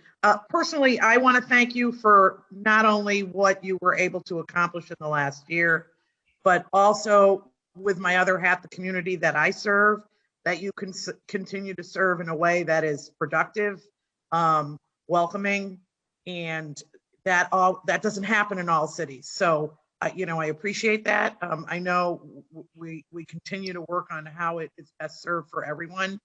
I think really, there's a lot to digest. I'm looking forward to Park Street. I'm looking forward to just another library in another neighborhood, because as I feel we can't have enough libraries there. Even when I was a child, which was only a few years ago, libraries were always a refuge. It was always a place where you went to read, be read to, feel safe in your neighborhood. And those were somewhat safer times. So I can't imagine what they are now. So I thank you. And as we have another presentation, if I think of something else, I'll send an email. So thank you very much. Thank you. Thank you, Councilwoman Rossetti.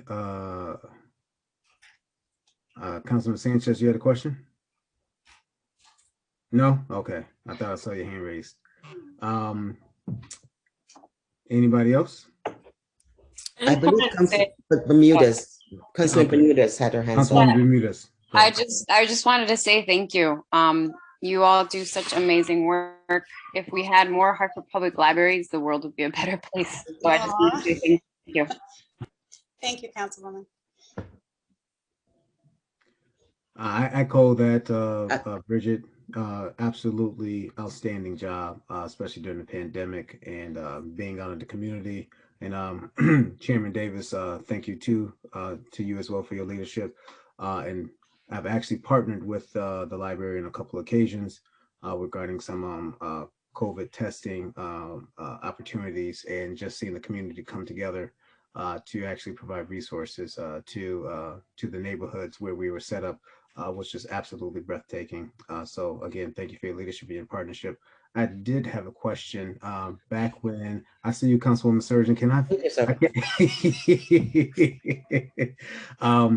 A couple of years ago, we had to go through the painstaking process of producing library branches. And I wanted to know, has there been any conversation regarding bringing back online some of the branches that were happened to be closed, such as the Blue Hills branch? Yeah, it's not our plan to bring any of those back. What we are hoping to do is continue to expand our partnership at the Rawson School so that can continue to offer more public service. So at the end, right before we closed down, we were starting to open that location more hours for public access after school. So we think that gives us a really wonderful opportunity. It's a beautiful space.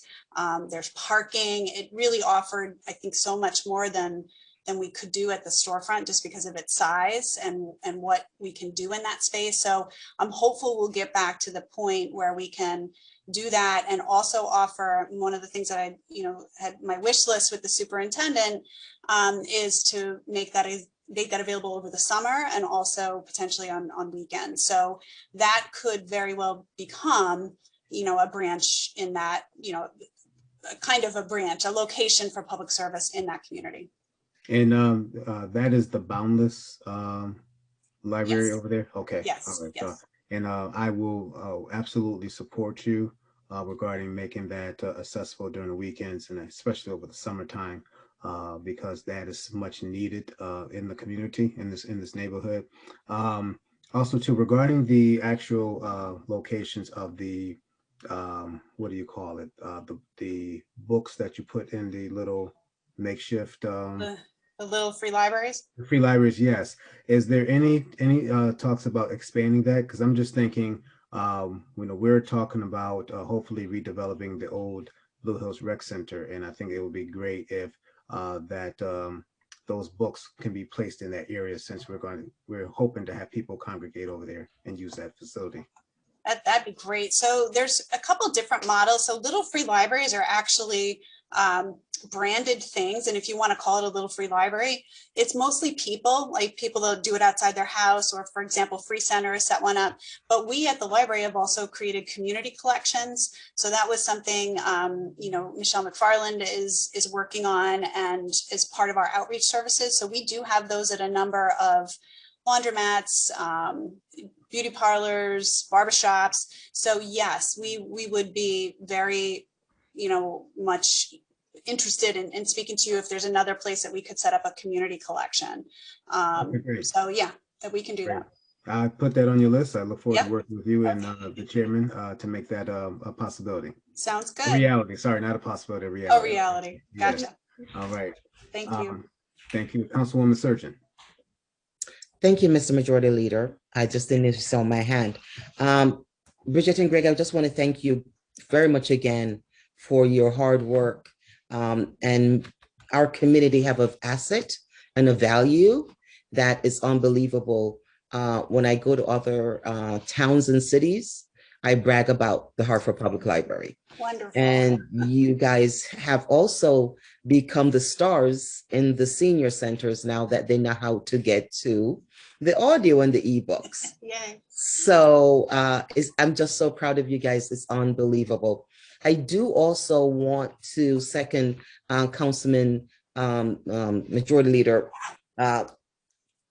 concerns regarding, making Rawson an additional library, because because our neighborhood are so close with each other. The Upper Albany Library, once the Blue Hills was closed, as taking on that additional number of visitors. And also in the Blue Hills, we have an independent school, and so that is also taking on additional students that comes down to the library. So having something in Blue Hills, even expansion in the Rawson School would be, I think, an asset in that neighborhood. But I was taking a look at your budget book, and one thing that jumped out to me, the number of serial subscription. I would presume, and that has been decreasing over the years, and I wonder why that is what's going on there. Serial subscriptions are generally journals and magazines. So physical magazines are just not we still have some, but in the past, subscriptions to journals were really expensive and also, well used. But now that journals are generally included in some of those online databases where I, showed before, you can access them through that. So it's kind of been a cost shift to some of the electronic resources. Okay, I didn't understand when it says serial. So basically, it's the actual magazines itself. Yes. Okay. Yes. All right. I do know some of the older individuals like to touch the paper. Yeah. So are you doing away with all of those, or just as you shifting over more? No. We still do have collections of magazines and newspapers, and absolutely. We try and make our customers happy. So we do know that there are people that still like physical rather than digital. So yeah, we do, but we just have seen such a decrease in use. So we try and be strategic about, you know, keeping those things that people really like and are too expensive for them to have a subscription themselves, like Consumer Reports, or, you know, some of the weeklies are very expensive. So we keep a pretty full run of magazines, not just downtown, but also at the branches. Okay, great. That's all the questions I have. And again, thank you. Thank you. And, you know, good luck with this coming year. If you've done what you have accomplished in 2020, I can just imagine how 21 is going to be. It's going to be phenomenal. Thank you, Councilwoman. So thank you so very much, you guys, for your service. Thank you. I want to also say I'm recognizing a couple of your staff members here, and you have had consistent leadership at the library with consistent staff. So that speaks to volumes regarding you know, your board support for you, and you having support from your staff. So you know, kudos to you as well. Thank you. It's an amazing team and a very, very, very good board. Yeah, I remember when Mary T came on board with the library. Yeah. She's getting almost 10 years. Yeah, good Lord. Yes, it's been a while. Yep. Any questions, other questions from my colleagues? Yes, Mr. Chairman, you want to say something, Greg? I did, and I apologize. I know Councilperson Sanchez had his hands up, but I just wanted to quickly mention before we leave you, Bridget is talking about her team, and I agree, we have an incredible team. But as I've shared with some of you council members prior to this budget hearing, that Bridget just celebrated her 5th year anniversary with the library on April 11th. Wow. And she has been a huge godsend to the Hartford Public Library and to the city of Hartford. So we really appreciate her from the board and the community for what she and her team are doing in the city. So I just wanted to publicly recognize her and congratulate her on her 5th year serving as our leader. Thank you, Greg. Awesome. Councilman Sanchez. Yes, happy anniversary. Thank you. Bridget. You know, first of all, I want to thank you for a great presentation. It is a lot to take in. It's a very large entity here in the city of Hartford that's so beneficial to our community. I want to also thank you, Chairman Davis and Bridget again for everything that you've done, and including your team. I'm looking forward to the grand opening to the Park Street branch. Do you have a date for that? I'm not sure if you mentioned that yet. No, not yet. We're hopeful July, but I'm kind of hedging that, but it might be August, depending on when we get all of the interiors finished, but it will be this summer. Okay, then I also want to mention something that we had a conversation on, and you know, as I've always said, that Park Street to me is the central part of the city. And in the South End, you know, most people consider Park Street as the South End. And as I mentioned to you previous, is not the South End. So I'm just looking forward that we can get together with my colleagues so that we can locate and support you in opening a centralized library between the Southwest and Southeast. So that's something that's going to be a priority for me. And please continue the great work that you guys have been doing. Great. Thank you, Councilman. Thank you. Okay, any other questions from my colleagues before we let Bridget and Chairman Davis go? Seeing none. All right. Thank you all. Thank you again for a great presentation. Please keep up the good work. We appreciate your service to the city of Hartford and to the patrons of the Hartford Public Library. Thank you all. Good night. Thank you. Good night. Have a good evening. Bye. All right, next up, and I believe it is our last department for the evening, and we are making good time. We have Hartford Parking Authority, and Mingle is moving right ahead. I thought I would be prepared. And not waiting for an introduction. We have Mingle Gomes, who is the president and CEO of the Hartford Parking Authority. And Mingle, please take it away.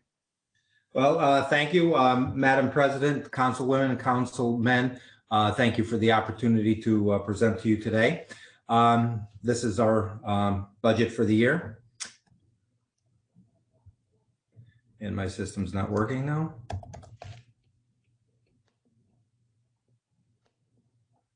Oh. Okay, this is our mission statement. We look to meet in the needs of the customers citywide, and I think the word there as of late is citywide. By consistently providing clean, safe, accessible parking both on and off street. We strive to be the leaders in incorporating parking industry's best practices, and we are an active partner within the city to promote economic and community development. The reason that I wanted to highlight citywide is I think previous years we've concentrated in the downtown quarter, and my goals over the past 2 years have been to try to expand our coverage throughout the full city to help wherever we can. Our organization is kind of lean. We have a total of 8 people currently on staff. We do have partners that work with us. You see them in gray. The Hartford Guides, which is a security unit that reports into the Hartford Parking Authority, and Reef Parking, who manages the enforcement in our lots.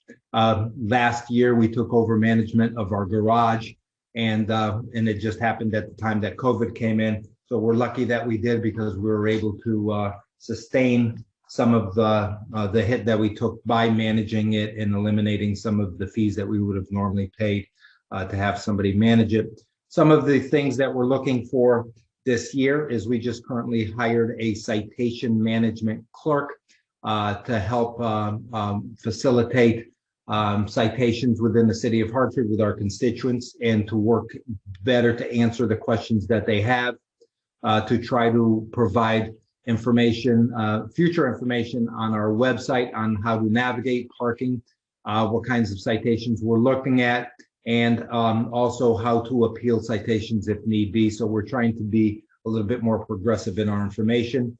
The other position that's over to the right-hand side is Director of Asset Acquisition. We are currently doing a citywide parking plan, and if all goes well, I'm hoping that we will then work with the city and the constituents throughout the city of Hartford to expand parking throughout the city in key areas. Over the past year, it's been a very difficult year. We're still in the middle of it when it comes from a parking standpoint. We've established citywide parking plans to offset the loss of Dono off-street lots development, which has already begun and will continue through the balance of 2021. On that bullet point alone, I believe that within the next year, we will probably lose 58 Chapel Street, which is the big lot right across from Dunkin' Donuts Stadium. And so we need to be prepared to have parking facilities that will accommodate not only the stadium, but also parkers that come into the city on a regular basis to go to work. They're not back as of yet, but those would be individuals that work at CareCentrix, Travelers, Prudential. We also continue to refresh all of damaged HPA signs. We stripe the streets, and within the downtown pay to park zone, with which we include handicap and fire hydrant markings. As of late, we've gone through the city, and we're trying to work with with DPW to expand where we put handicap parking. We try to put it, we're very quick at developing the signs, putting them up, and we make sure that they're close to driveways, walkways, to allow those that would need better access. And then, of course, we're partnering with the city and the Chamber of Commerce to conduct a parking study and to support solutions with the merchants across the city. Our plans is to utilize load zones. I know that this is on the docket for a while, but we have to bring this in front of the city for food delivery, grab and go type services. We've been doing it on our own by not enforcing and working with restaurants so that they could utilize those spots. We've been partnering with Development Services on the citywide parking, which I've talked about. As of late, we've been partnering with NRZs to develop parking solutions that address unique parking challenges. We support DPW in areas where sanitation routes struggle due to lack of parking and proper signage. And of course, we will always continue to exploit technology that we already own, rather than to invest money in things that when we haven't utilized those tools that we currently have. Our budget is somewhat simple. Our net income to the general fund for this fiscal year is a recommendation of $2,177,000. It's flat somewhat to 2021. And the reasons there are obvious. Parking in the downtown area has dropped due to the pandemic. We have not had any event parking in the city. We are looking at the 11th, the ballpark coming back. They're not at full staff yet. I think they're going to start with 2,500 spectators. And hopefully they will increase to full staff within the next couple of weeks. We didn't have the Hartford stage this year. We're looking to get Hartford stage back and running with whatever support we can give them in the fall. And of course, we're missing out on parking from constituents and patrons that come in to go to work in the city of Hartford. That $2,177,000 is conservative, but I believe if the city comes back, that we are hoping that we could make we can exceed that.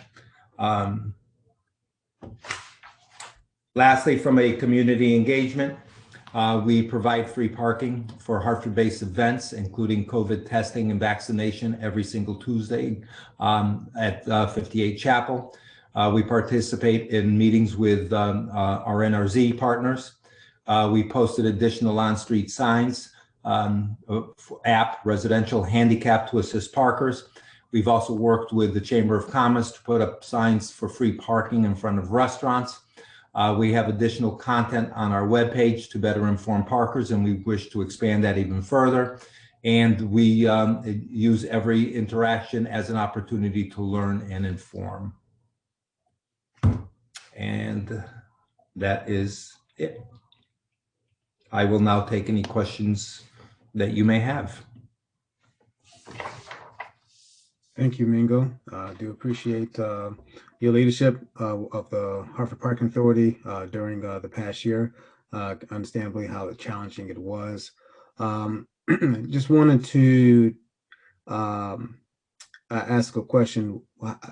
Typically, since you've been on, because you've been around for 2 years now, maybe 3 years. Three years. What's the average revenue that has usually been transferred over to the city? Pre-pandemic was over $3 million, $3.2 million, if memory serves me right. This past year, I think we were at, and John, you're on the call. Can you just give me a figure on what we turned over last year to the city, please?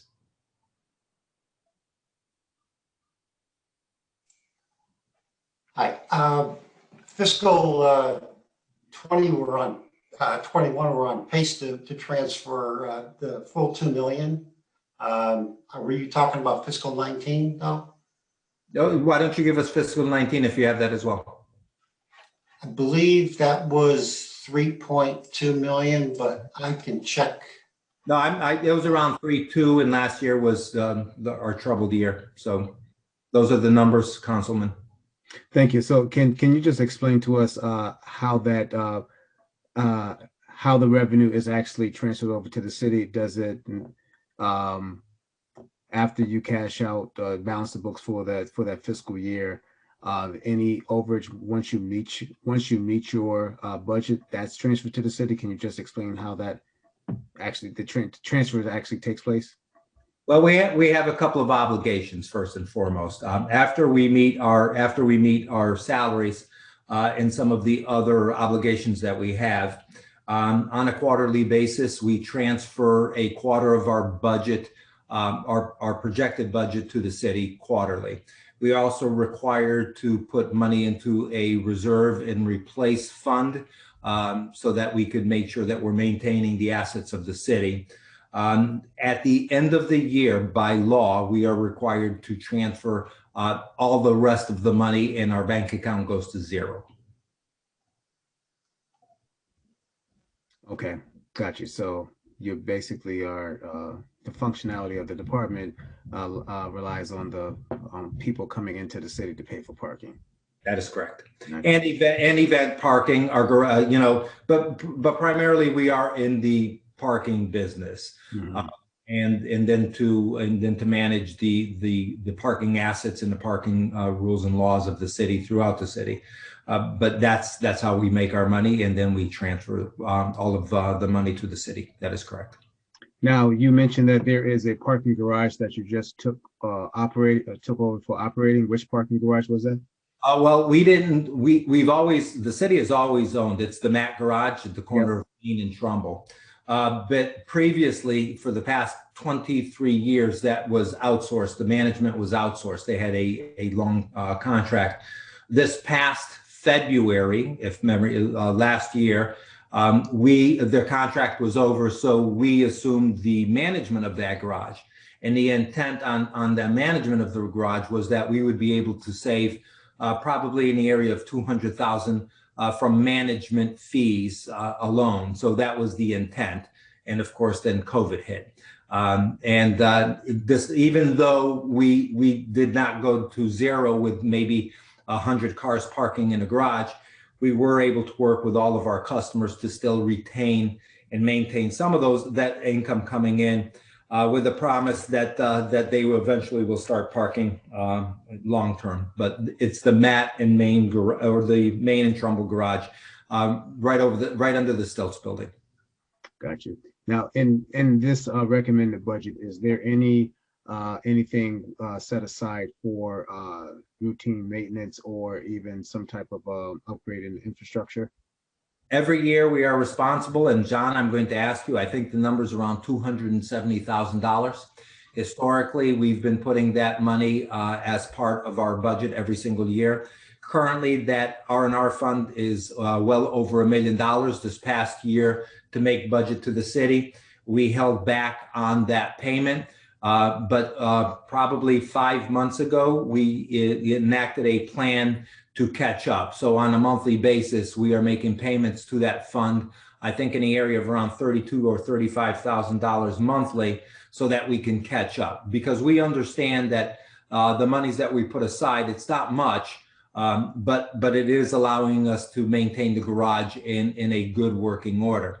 I'll give you an example. If we were, if God forbid, we were to have a one-car fire in our garage, that would be in the tens of millions of dollars just in repairs.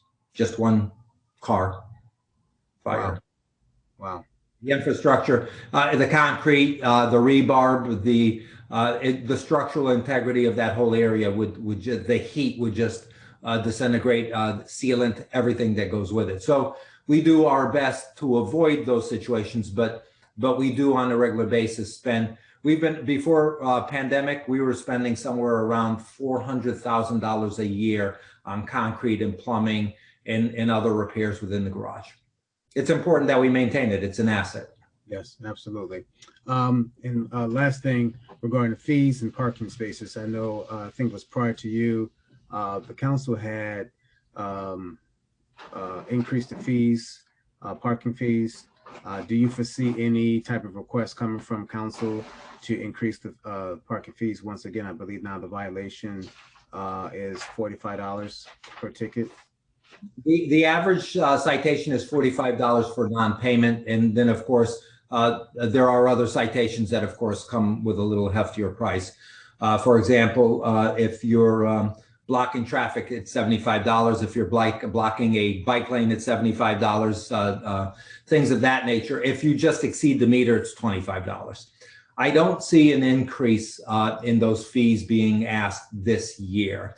I think we're in a year that we want people to come back. We want them to be safe. I'll give you some other things that we're doing when it comes to citations that we don't publicize, but it's important that I mention.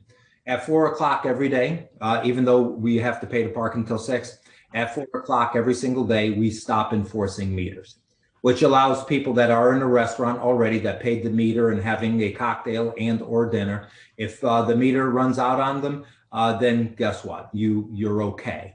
It allows those that are coming from outside the city that don't understand our laws and rules, if they want to stop at a restaurant and they don't know that they have to pay the meter, from 4 to 6, it allows that leniency. Now, other people are paying the meter, but that allows us as a city to at least try to welcome the business back. Some of the other things that we're doing from a citation standpoint, we are enforcing quite heavily scofflaw, which is boots for those individuals that have multiple citations that are going paid. But the thing that's important here is that every time we have these individuals come in, we've been eliminating the penalties. We know that people are on hard times, so we're trying to, at least from an authority standpoint, we're trying to work with the constituents of the city of Hartford to get caught up where we're not penalizing them unnecessarily, both to get them caught up to help them with getting motor vehicle cleared so that we don't have any holds on them. We're doing everything in our power to work with our constituents. And I felt that if we were to ask for either parking to be extended currently to, and this has been asked before, and I think that maybe next year we should look at it. Should we increase parking to Saturday? Should we increase parking from 6 to 8? I think the answer is going to be yes, eventually.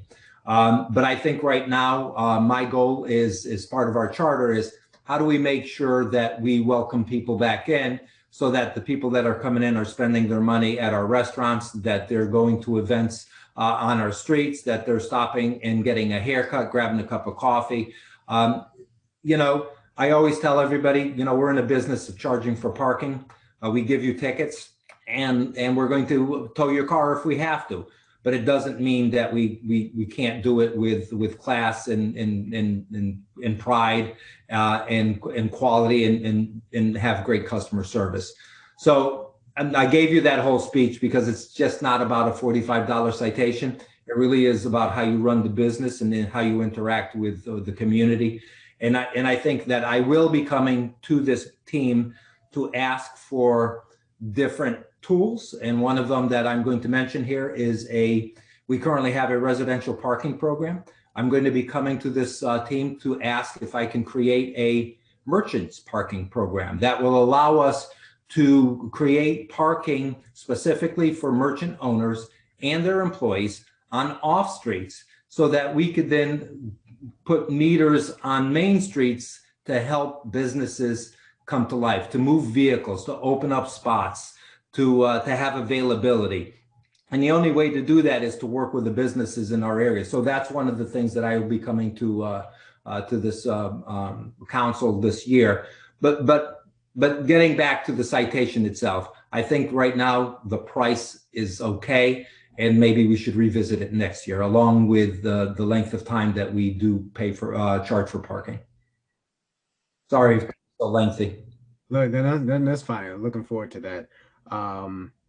And the spacing of the lines of the parking spaces, is that industry standard?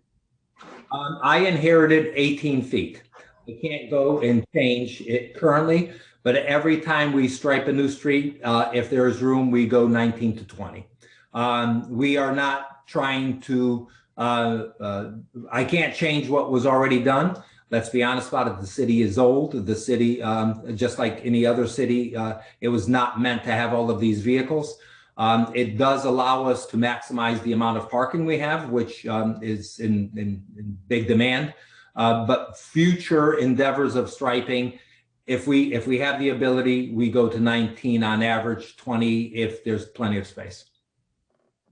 Okay, thank you. My last question is, how far is the reach of the Hartford Parking Authority? Historically, it's been downtown, but under current, it is to all corners of the city. Our goal is to, coming out of the pandemic, it is a paradigm shift for me. We used to get 2 complaints of asking for assistance from neighborhoods, and we had 1 or 2 vehicles out in the neighborhoods on a regular basis. We are now getting out of every 10 calls, 8 of them are for assistance in the neighborhoods. So the goal for this year coming out of the pandemic is to increase so that we have visibility in every neighborhood. My goal is to go from 4 zones to something like 8 zones within the next 6 months, so that we have a presence on almost every street, specifically on major thoroughways like Washington, Park Street, the Avenue, Weathersfield Avenue. That is our goal. Our goal is to help enforce so that cars aren't encroaching on driveways, they're not encroaching on intersections, they're not parking on sidewalks. If they happen to be in front of a bus stop or a fire hydrant, they will get a friendly reminder from us. Okay, thank you, sir. Well, yes, Councilwoman Bermudez. Thank you for the presentation.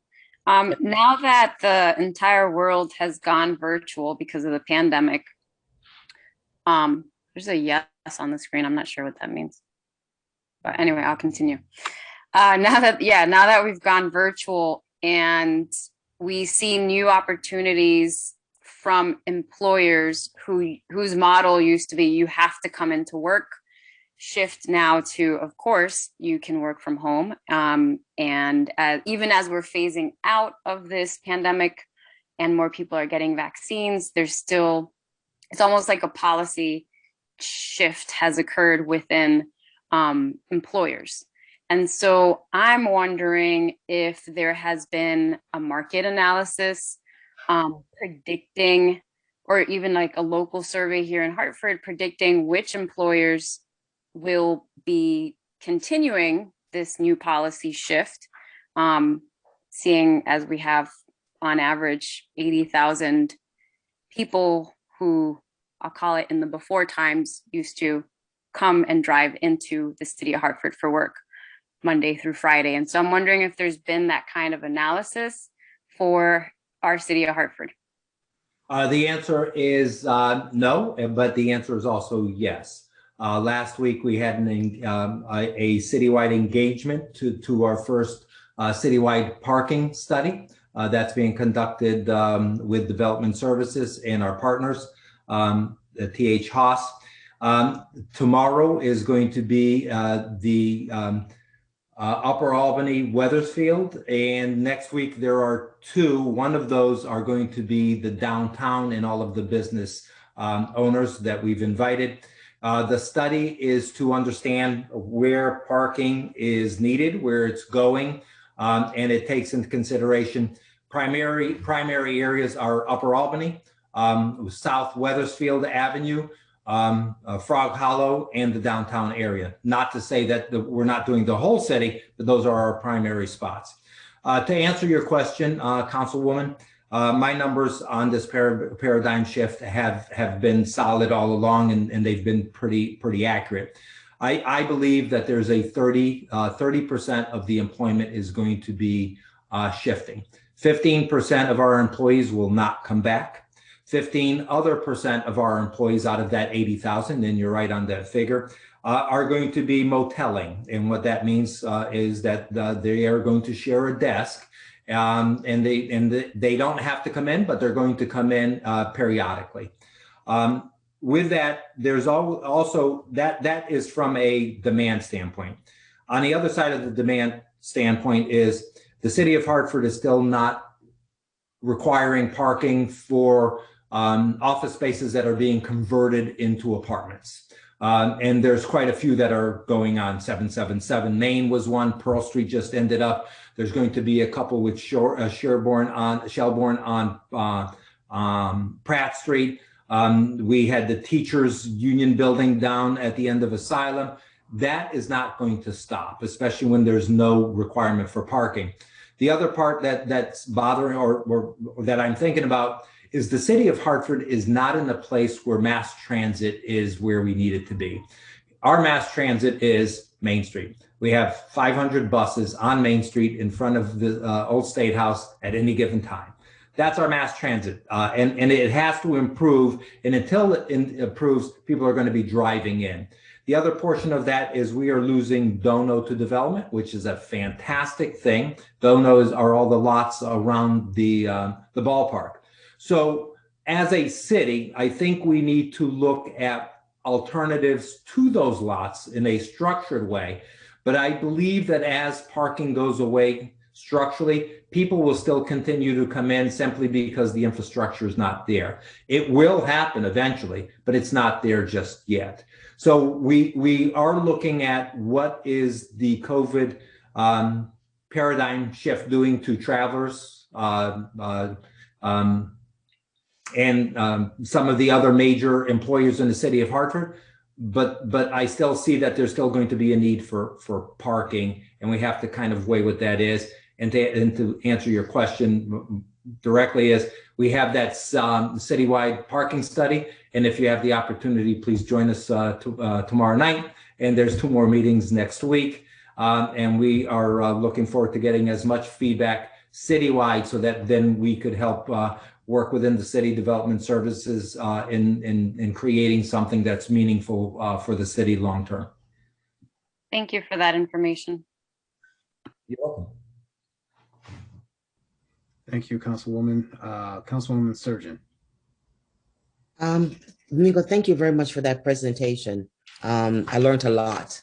And also thank you for yourself and your staff for reaching out to the greater Hartford area, not just concentrating in downtown. I believe I was one of the first couple cities that applied for the residential parking permit. It works great. It works fantastic. So I do want to hear more about the business parking permit structure. So I'm looking forward to hearing that. One of the things I wanted us to understand is when will the parking study be done? What is your kind of a timeline on that? I believe it's looking to be done within the next 90 to 120 days. And then once it's complete, we should have some recommendations coming. This study started with me looking to see with Dono going away, what we needed to do to ensure that we had parking for those coming in to the city downtown and for the ballpark. This was pre-pandemic, and then it evolved into something much larger, of course, as things developed. And I'm glad it did, because it really needs to bring awareness to parking in the city of Hartford. As you know, some ordinance recommendations that were put forth. And then there was, we have some partners in the city that are private owners that have opinions of what parking means and what it doesn't mean. And for me, what it means is that I believe that the city of Hartford should always have parking assets which competes and is with private parking every single day. Because if not, then you don't have a controlled parking structure that will serve the city. So I'm hoping that study comes in and it proves or disproves what we're looking at, so that we then have at least some instruction and some direction on how to proceed for at least the next decade and a half. Okay. You talked about the grab and go. On my way to work in the mornings, I stop by, the Starbucks, just grabbing my coffee. How does that program work? Because, by the time I run it, I've got to stop and get put 25 cents in to get a little parking meter for about 15 minutes before I run and go grab my coffee. How is that working for us when the city opens back up again and we're just grabbing a cup of coffee? Well, first of all, I'm going to comment on your 25 cents. I have to. We are probably one of the few cities in the Northeast that allows a patron to put a quarter in the meter and start a park. We don't go directly to $2.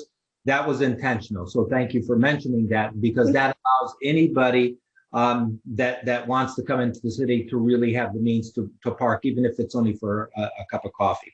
I don't have all the details on a grab and go, but we are utilizing all of our loading zones to allow a couple of things. Those individuals that are working to make ends meet as delivery drivers for food services.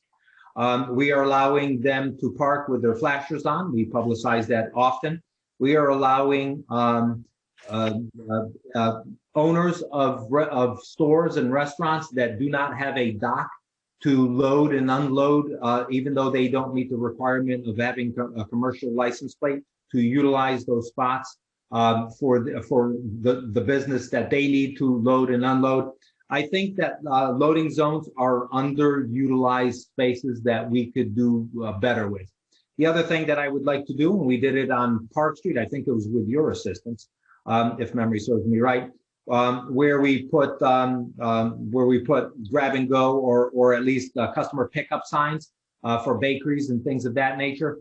I honestly want to take a look at the whole city to see where it makes sense. Now, can you enforce that? I think we can help, but I think if we were able to put signs in front of like a block of restaurants and a block of stores, and we put up one along with a handicap parking spot, which I think that we're in shortage of. If we were to just put up and give away one parking spot for people to stop, go, and then ask patrons to abide by those, because everybody benefits. That is the intent of that grab and go. It's to allow people the opportunity to have a parking spot or two where they could jump in and not have to put a quarter in the meter, but they can stop, grab a cup of coffee, get back in their car, go, then somebody else comes in behind them. Yes.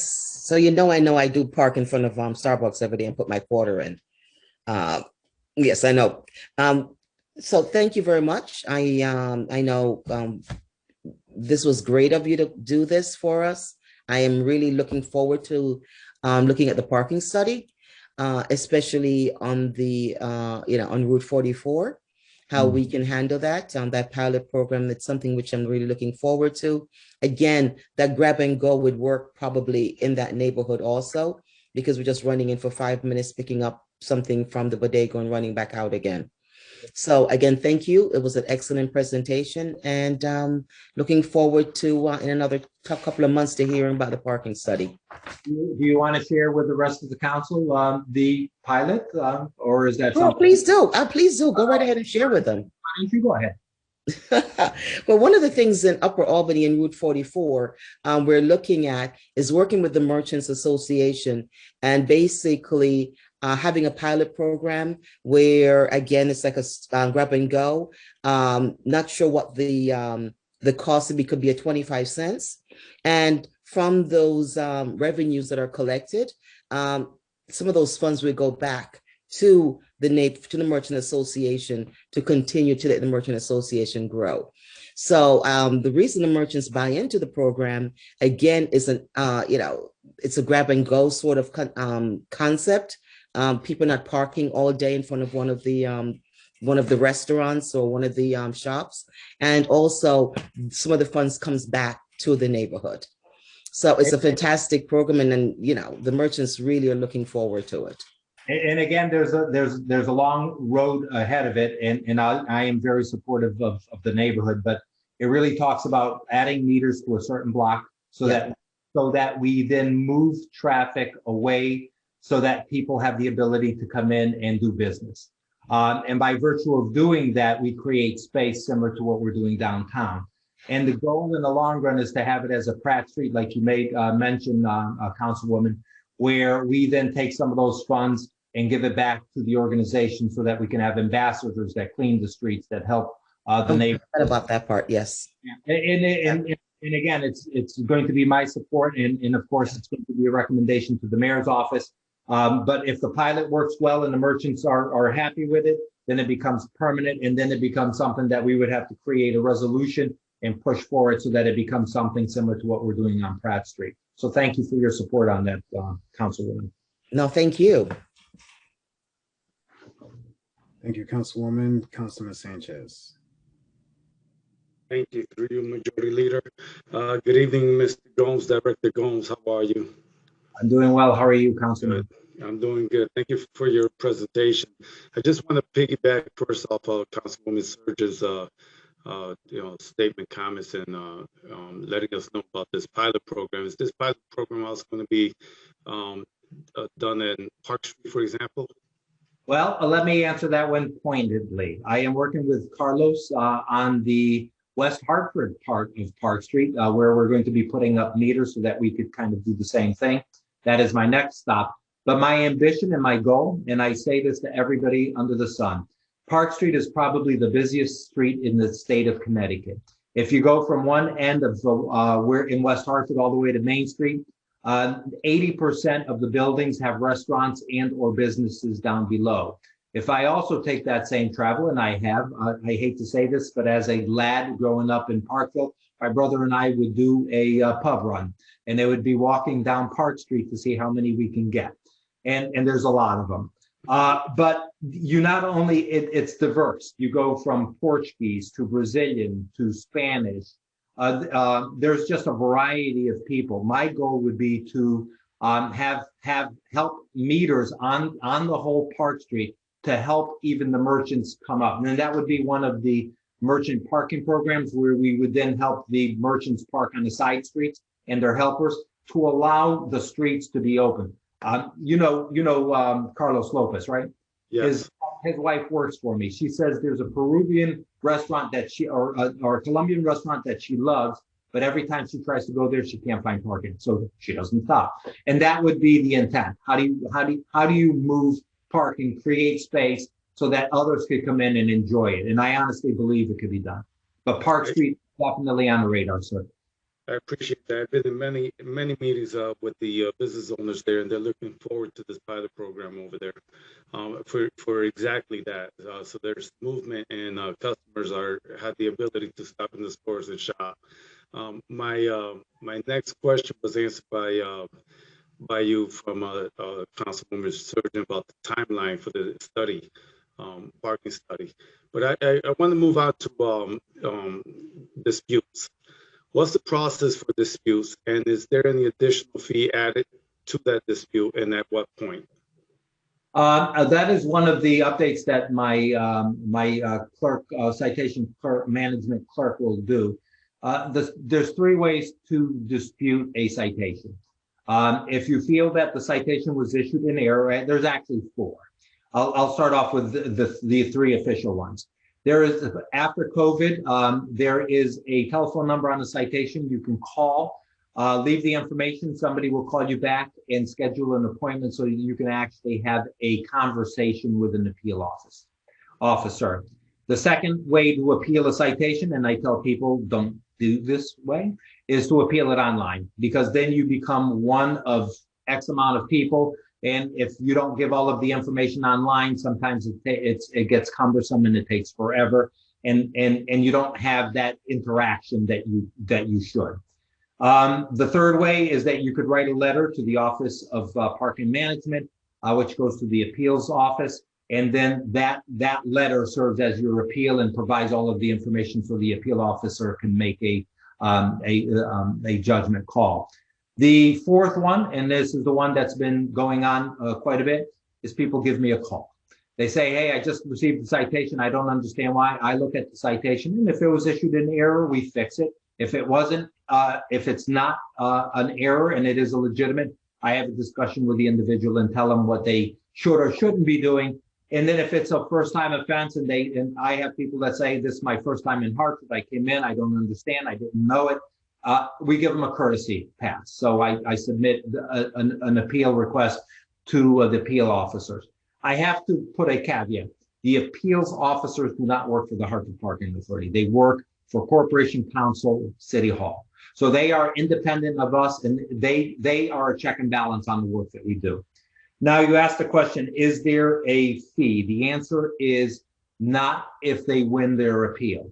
But if they lose their appeal and it's clearly noted on a citation, they get assessed a $15 administration fee. That is nothing that comes to us. That is an appeal that is a fee that Corporation Counsel applies to it. Eventually it goes to the city like all the other money. Let's be honest about it, but that is the fee. So it is Corporation Counsel that charges that fee, not the Hartford Parking Authority. That is correct. But when the citation is paid, all of that money goes into the same coffers, Councilman. Okay, and is that the cap, 15? It is. Okay, and my next question, neighborhoods. So earlier you mentioned that there's that your team does not go out and ticket or anyone after 6 p.m. Well, on meter enforcement, that after 4 p.m. Oh, you're talking about after 6 p.m. Yes. Meters end at 6 p.m. That is correct. Right. Now, how about in the neighborhoods where there is no meters? And I understand if they're parked next to a hydrant or at a bus stop, but now if someone's parked in front of their home, no bike lane, no signs, are they still, they should be ticketed after 6 p.m. is what you're saying, or even during the day? Let me clarify that, Councilman. Meters end, you don't have to pay to park after 6 p.m. and on weekends. But that doesn't mean that there aren't parking rules and laws throughout the whole city that are 24/7, 365 days a year. And what I mean by that, if somebody is parked on a sidewalk and we find them at 2 o'clock in the morning or 1 o'clock in the morning, they get a ticket. If they're parked in front of a fire hydrant, a bus stop, if they're in a crosswalk, if they're on top of the intersection, if they're in a no parking tow zone, the answer is yes, they will get a citation. I made mention at the very beginning that we are now getting out of every 10 calls, we are getting 8 from the neighborhoods. Those 8 are from the neighborhoods telling us it's odd even and people are parked on the other side. I can't get out of my driveway. Can you please come down? This is a one-way. They're not supposed to be on the right-hand side. Can you please come down? My garbage hasn't been collected because people aren't off the street. So my belief is that we need to have a better presence in the neighborhood for the owner occupants of the neighborhoods, because those are the ones that are calling this up. They have they have pride in their properties, and of course they want their neighborhoods to be clean, neat, orderly, and that's where we're going to increase our enforcement over the coming year. Okay, my last question. So if there's a homeowner in the neighborhood and they have a family event and it's their own driveway, it's a private driveway, private apron, I'm assuming it's private because it belongs to the homeowner, they take care of it, maintain it, and he has someone that's parking in front of his driveway, with his permission, do they still get ticketed? Unbeknownst to us, we never know who's parked in front of a driveway or not. All we know is that there's a car that's parked in front of a driveway.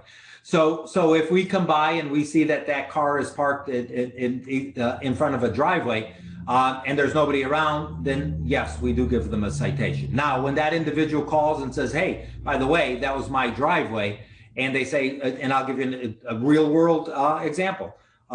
We were redoing our driveway and I was parked in front of it because I couldn't drive on it for 3 days. Well, guess what? Give me your registration, a copy of your registration, because I too have to provide for the appeals officers facts on why I'm asking for a citation to be dismissed. We document everything. So they email me a copy of their registration. I look at it, I put 2 and 2 together, I write a dismissal, and I tell the gentleman or the lady, hey, I am submitting your citation for dismissal. Okay.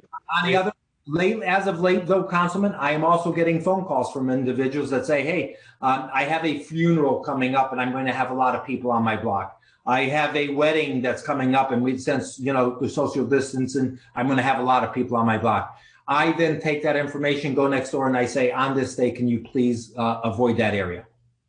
We work with the city as best as we can. Thank you for sharing.